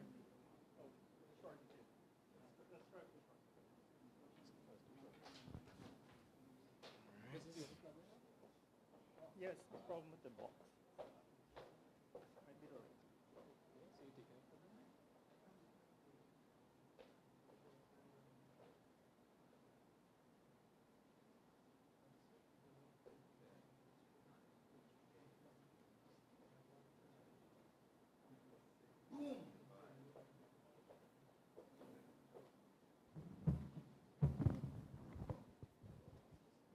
Okay, so maybe we can get started now. He'll just have to talk from over on that side. Mr. Eldon Marks is the speaker. I see he gives credit to Asa Bruett and Shamar Lindy as well on the presentation. This we'll be hearing from version 75 solutions on artificial intelligence. So without further ado, Mr. Eldon Marks. Please welcome him. Is it still morning? Good day, everyone. Ladies and gentlemen, I'm Eldon Marks. I'm the CEO of Version 75 Solutions, and I'm joined here today by Mr. Asa Bruet, the head of Information Systems of V75, and Mr. Shamar Lindy, the head of Mobile Development. So we're here today to share with you our experiences of building conversational experiences from somewhat of a developer's perspective, and why conversational AI is a big deal in today's industry.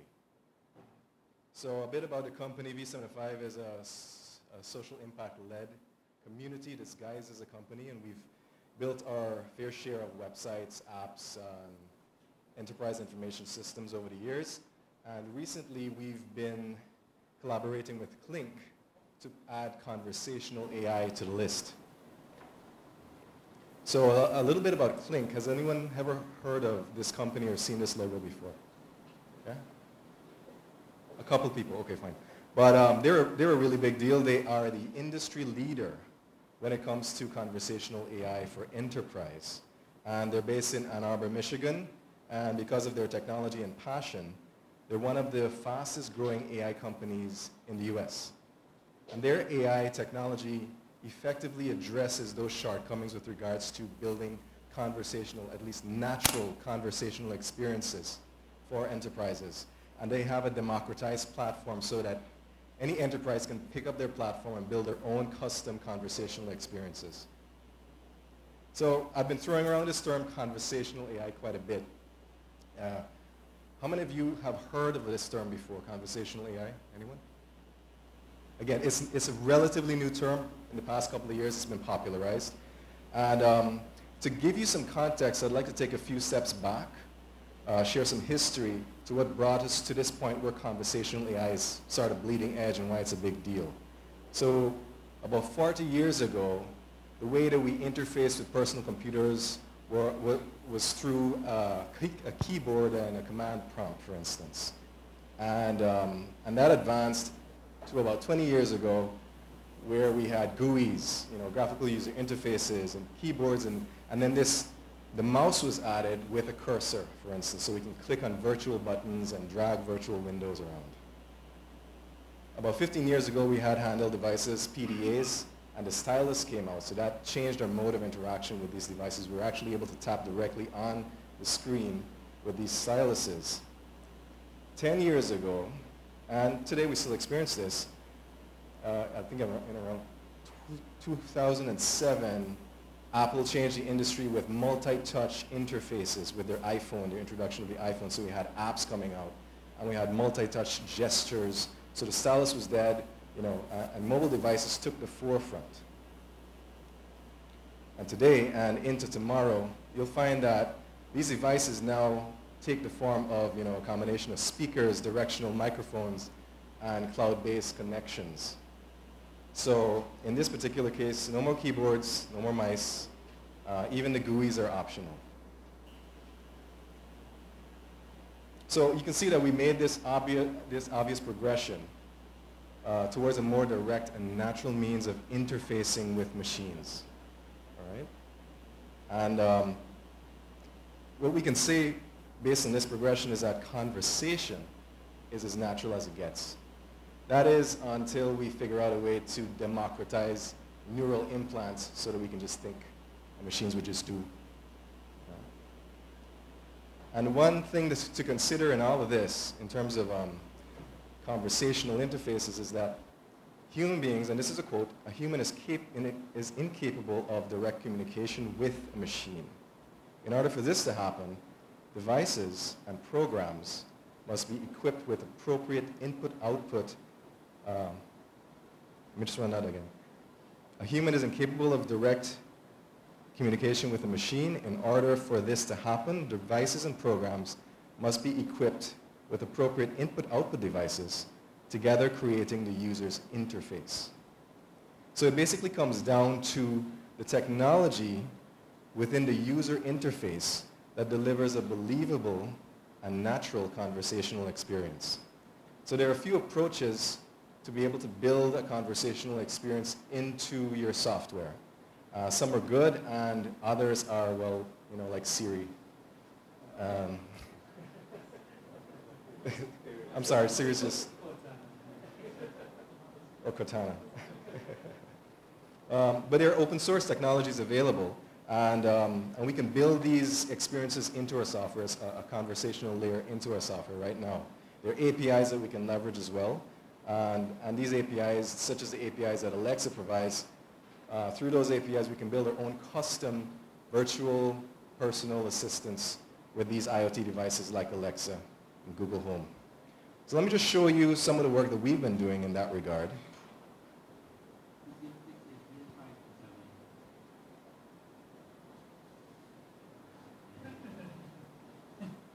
So the volume is a little low, but what happened was Asa was speaking in the background. He just told the software, open warehouse receipt 680517. And the software responded and brought that warehouse receipt up. There was no clicking around. There was no keying in anything. It just happened with regards to processing speech and then turning that speech into directives. All right? And this was achieved through an open source package called RTMJS. And we just built it into a cloud-based software that we were working on for a client.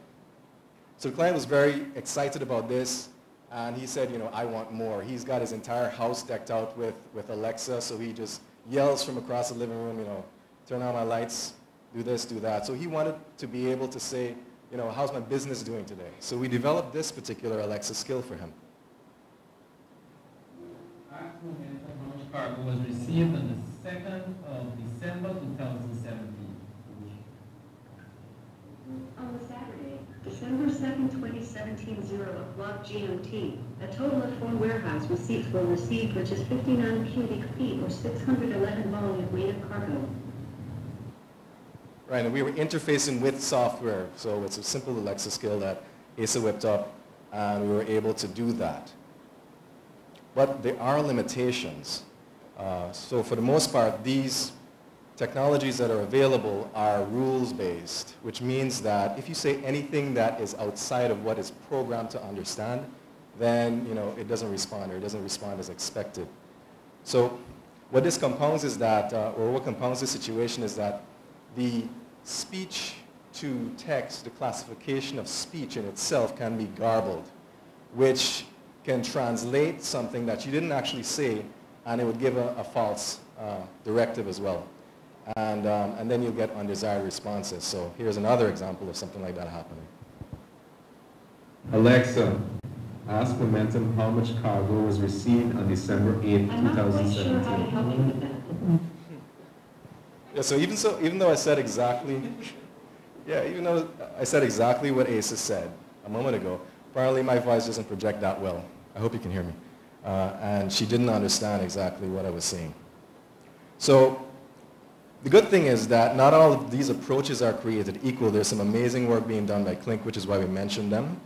And they are presenting better conversational AI. All right? So I'm going to share with you a clip of the CEO of Clink, who we've had the privilege of meeting. He was in our office and he was demonstrating Fini, a financial personal assistant. And let me just show you how this goes. On your spending habits, it seems okay to spend $300 on supermarkets and groceries. All right, so I'm going to need a new credit card to do that, so help me open one. Okay, the type of account you want to open is a credit card account. What is your name? No, actually, I should probably start saving money with a savings account. Can we switch it to a savings account? And my name is Jason Mars.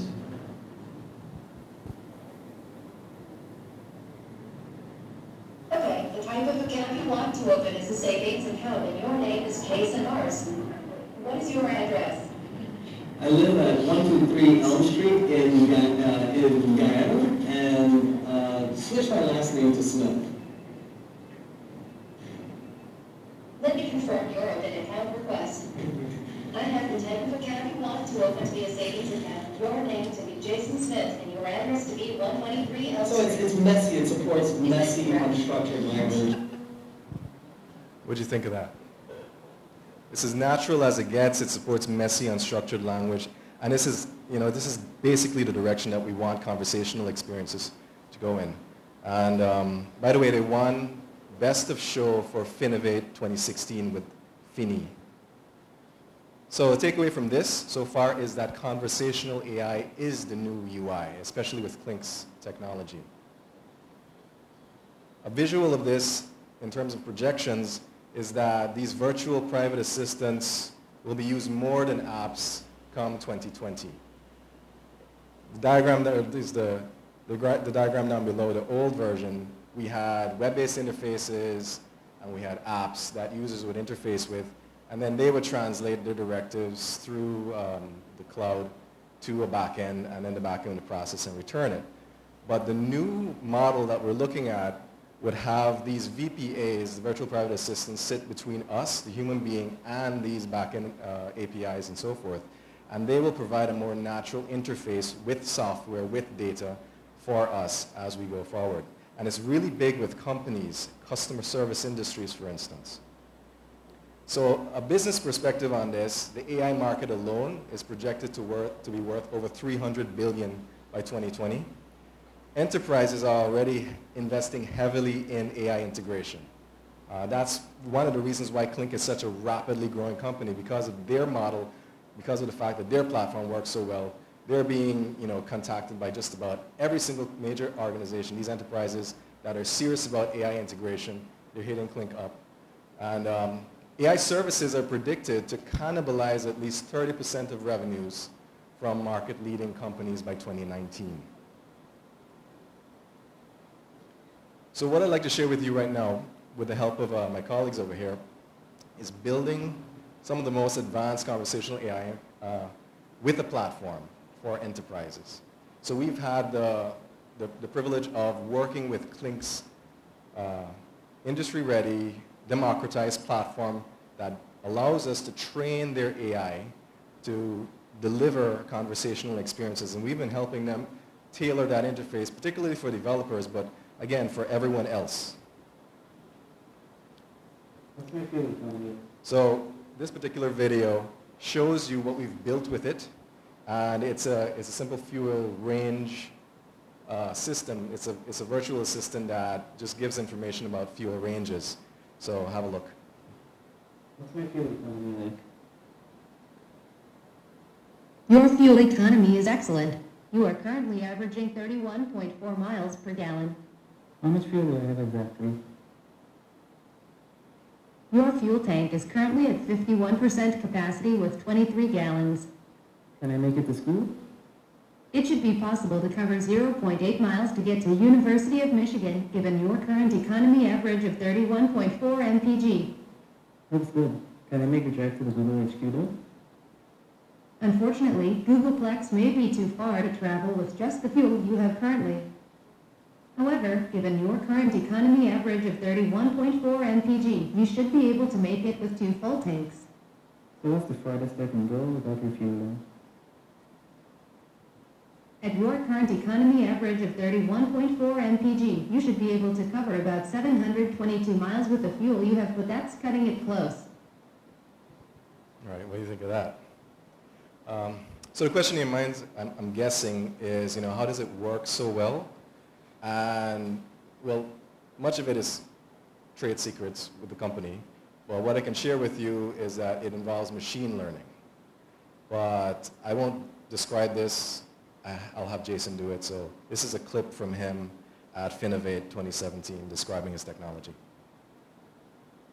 What stuff does is when you train this, you're training it just with the data, with the examples of language.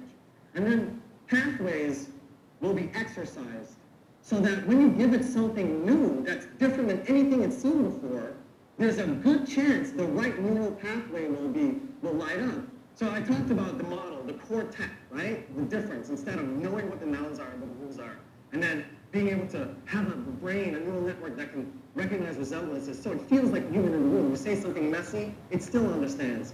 You do something in a new context, in a new way, it still understands. No. It's a system you have to build an intelligent system. Just solving one problem, there's one problem called classification.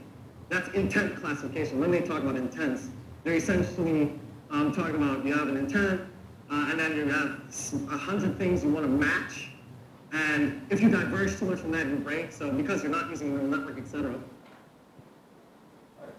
So this is deep science. They've got a ton of PhDs in that company, and it shows. I mean, the technology is that good. And part and parcel of this democratization that I mentioned, making it available just for everyone, developers and enterprises, it sits on a platform they call Spotlight. And we use the Spotlight platform, which they built, to train those conversational AI experiences. And that particular term that they use to call that entire process of training conversational AI experiences is what they call competency engineering. And we've had the privilege of flying up to Michigan, and they took us in for a couple of weeks, and they took us through the process of competency engineering, which is not as involved as you thought it would be, which is good because they're simplifying doing something very, very, that would otherwise be very complex. So just to give you an overview of this competency engineering concept, I have this diagram which may not be as clear, but I'll take you through it. So the concern that they have immediately is what is the domain of expertise that you want to train in your AI? And that is what they call a competency. And then the competency then can be broken down into classes. Those various directives that the competency can trigger based on utterances or things that human users might say to it. And then there's a process of curation whereby we have to give them a sample, give the system a sample of utterances, all the various ways that you can say the same thing. And that's usually done through crowdsourcing. And then the information comes back in. Their AI models take over and they train it. And then we get to control the type of personality in terms of the responses. So that's a template that's done. And this generally synopsizes the process, but I'll let my colleagues give you a rundown since they are official trained competency engineers. Asa Shamar. We have time? Okay, so just to be short, one thing that we all, how many of us have really used IoT devices such as Alexa and Google Homes and so on? I mean, we've all used it, and there's some key things that we tend to get annoyed with, especially when we try to say something and it doesn't understand us. So that's the process. What they have is that they have utterances, and those utterances, if you do not specify exactly what it is, then it's not going to understand you. However, what I'm going to take you through is how Clinks AI handle or trains these models in order to understand the complexity of that, of what you say. So basically we have types of competencies. And what you'll see outlined there is basically 3 different types of competencies that are categorized. So we have informational. Informational is as simple as it gets. It's basically where you ask something and you get a response in return. So I ask, what is your name? You tell me, what is your name? Or for instance, I would ask the AI, what is my balance? And it will tell me, what is my balance? Then we go on to... then we go on to something a little bit more complicated, and that is informational. Informational basically is where you converse. Conformational, sorry. Conformation is where you converse with the AI and you interact with it. So basically this is where you'd ask something like, I want to make a transfer. But the AI would be like, okay, can you provide me with the details as it relates to the source and the destination of the transfer? So then you'd provide and say, I want to transfer from my checking account to my savings account. And that's the type of interaction that goes on. Then we step a bit further, and you can see that this is conformational 2.0, explorational, which allows you to inject the dynamic alterations within that conformational competency type. So, for instance, I may say I lost my card. Then the AI would say, okay, what type of card it is. So it caters for multiple cards. I can say credit card, and then it will tell me, okay, what I need to do in order to cancel my account for that credit card. And then I could say, okay, well, I want to cancel my debit card. And then it will give me a different scenario as it relates to canceling that debit card. So then we move on to something what we call the business logics. And I'm not too sure if you can see on the screen clearly, but it's basically the entire procedure that happens upon you uttering something, you the user uttering something, it goes to the Clinks AI. Clinks AI parses that information, and at this stage you're allowed to inject your API.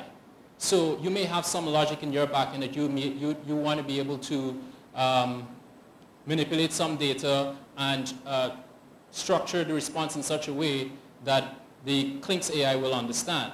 So that allows you to connect your business logic into Clinks AI.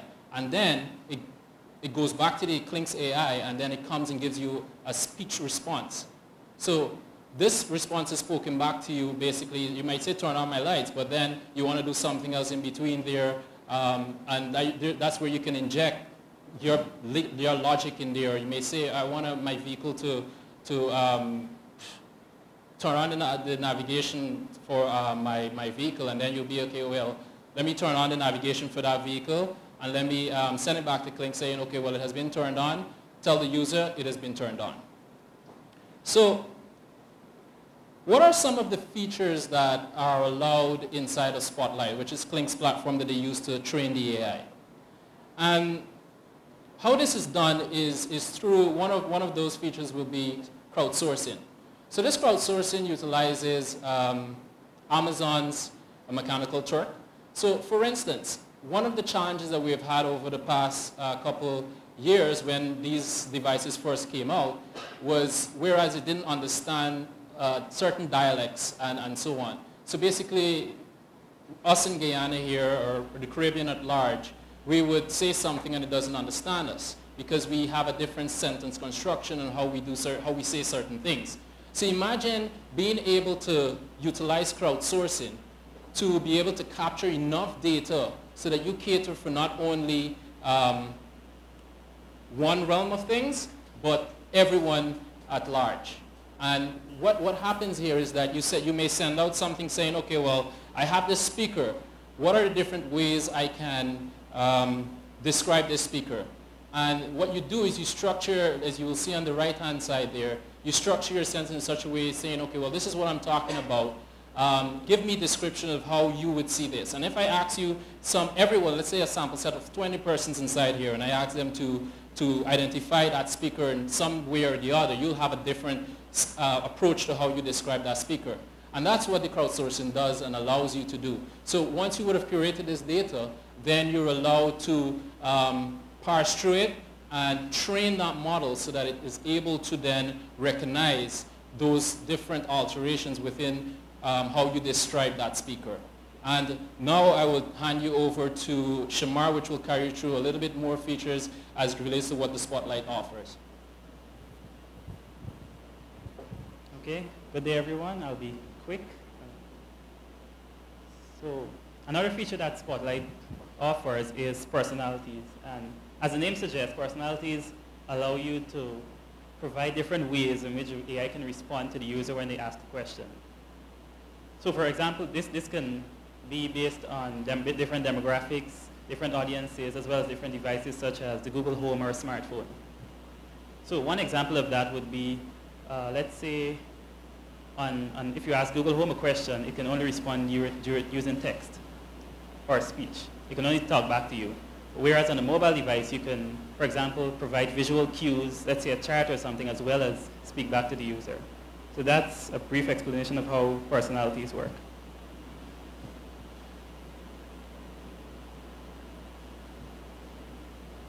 All right, another one would be the query log. So the query log is basically a list of questions or queries that the user speaks to the AI and asks it for information and stuff like that. So this provides detailed performance information with respect to what the user asked and how well the AI responded to it. One useful thing that it provides is something we call intent probability, which essentially means it tells you how well the AI understood what the user asked it for.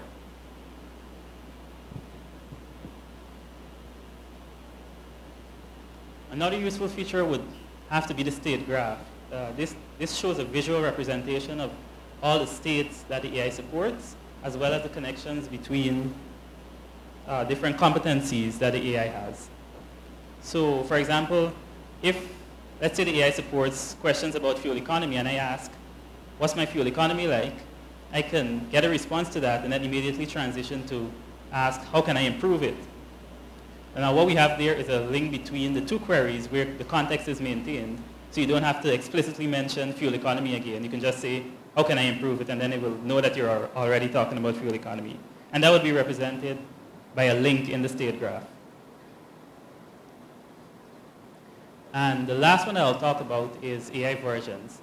So some of us may be familiar with the development process and version control. So this is kind of similar to, let's say, a version control system like Git. It allows you to have one version of the AI deployed, which is a collection of all the competencies that it supports. And while you work on another version, or let's say a clone of that version, to add new features and stuff like that. So you can have one version deployed and users are using it, and then be working on the same version, but a clone of it, and you can be improving it and adding features. And when you're done, you can deploy that version for the users to use, and it would switch over to that version seamlessly. And that would be it for me. I'll hand you back over to Eldon to wrap up the presentation. Right, so in summary, conversational AI is the new UI.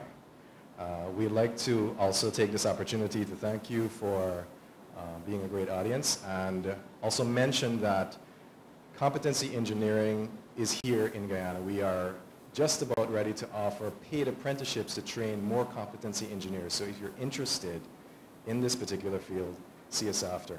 Thanks.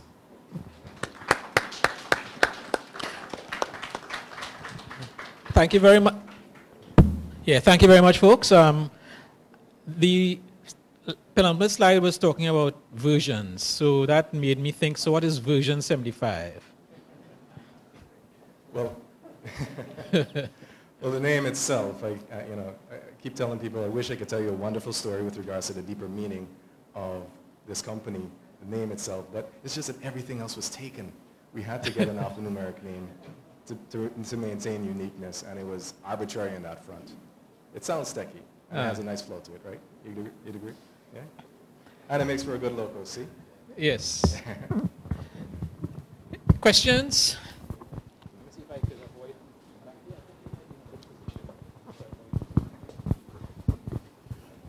Hi, good morning, guys. Good day, sorry. Is the Clink software just an advanced version of Alexa? Because basically, from what I'm gathering, it's just programs, scenarios, but just Clink has much more, based on what I gather.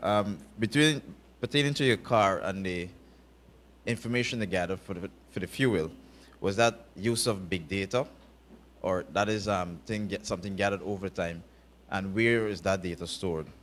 But what I did not hear you talk about is the security of AI.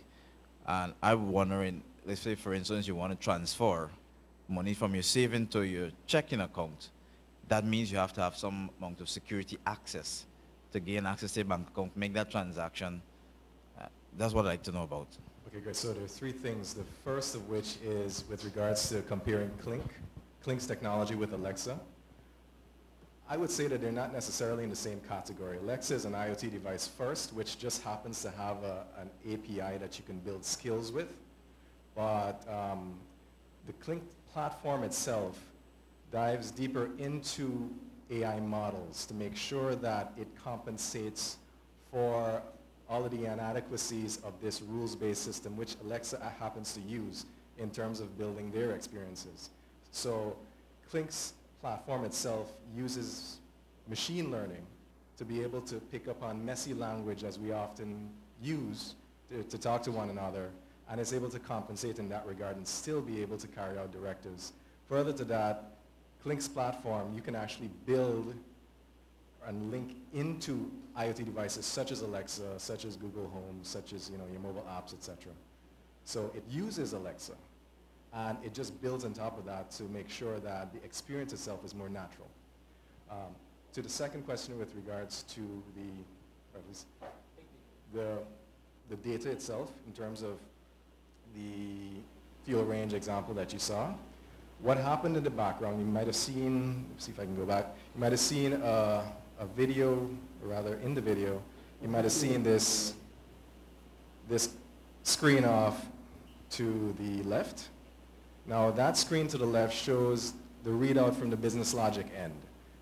And what happens is that all of the information that that screen shows is either set, or it is saved and maintained in context, or it is grabbed from the cloud. So for instance, figuring out the distance between your current location and Googleplex, that's grabbed also from Google Maps to be able to make that inference and tell to the user that you won't be able to make it on that particular tank of gas.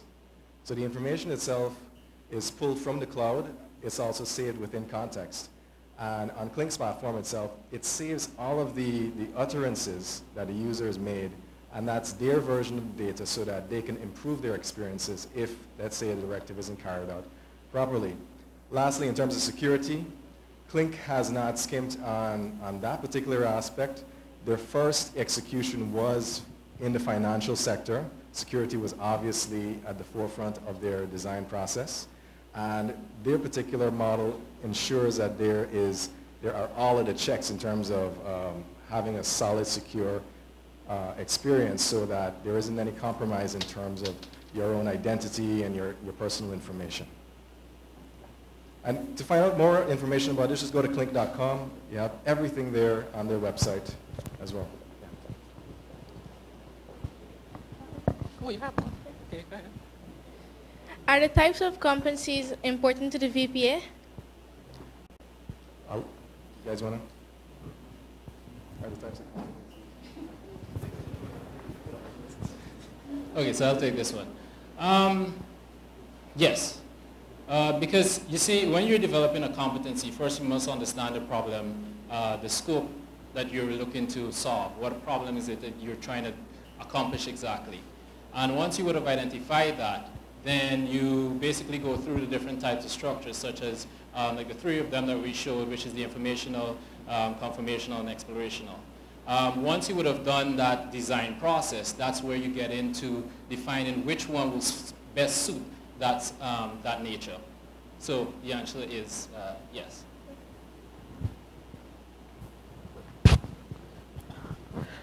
Well, I think it's great to see that we are now catching up to 1960s science fiction, where we had Captain Kirk and the rest of the Enterprise crew talking to a computer and making inquiries and getting responses back in a conversational manner.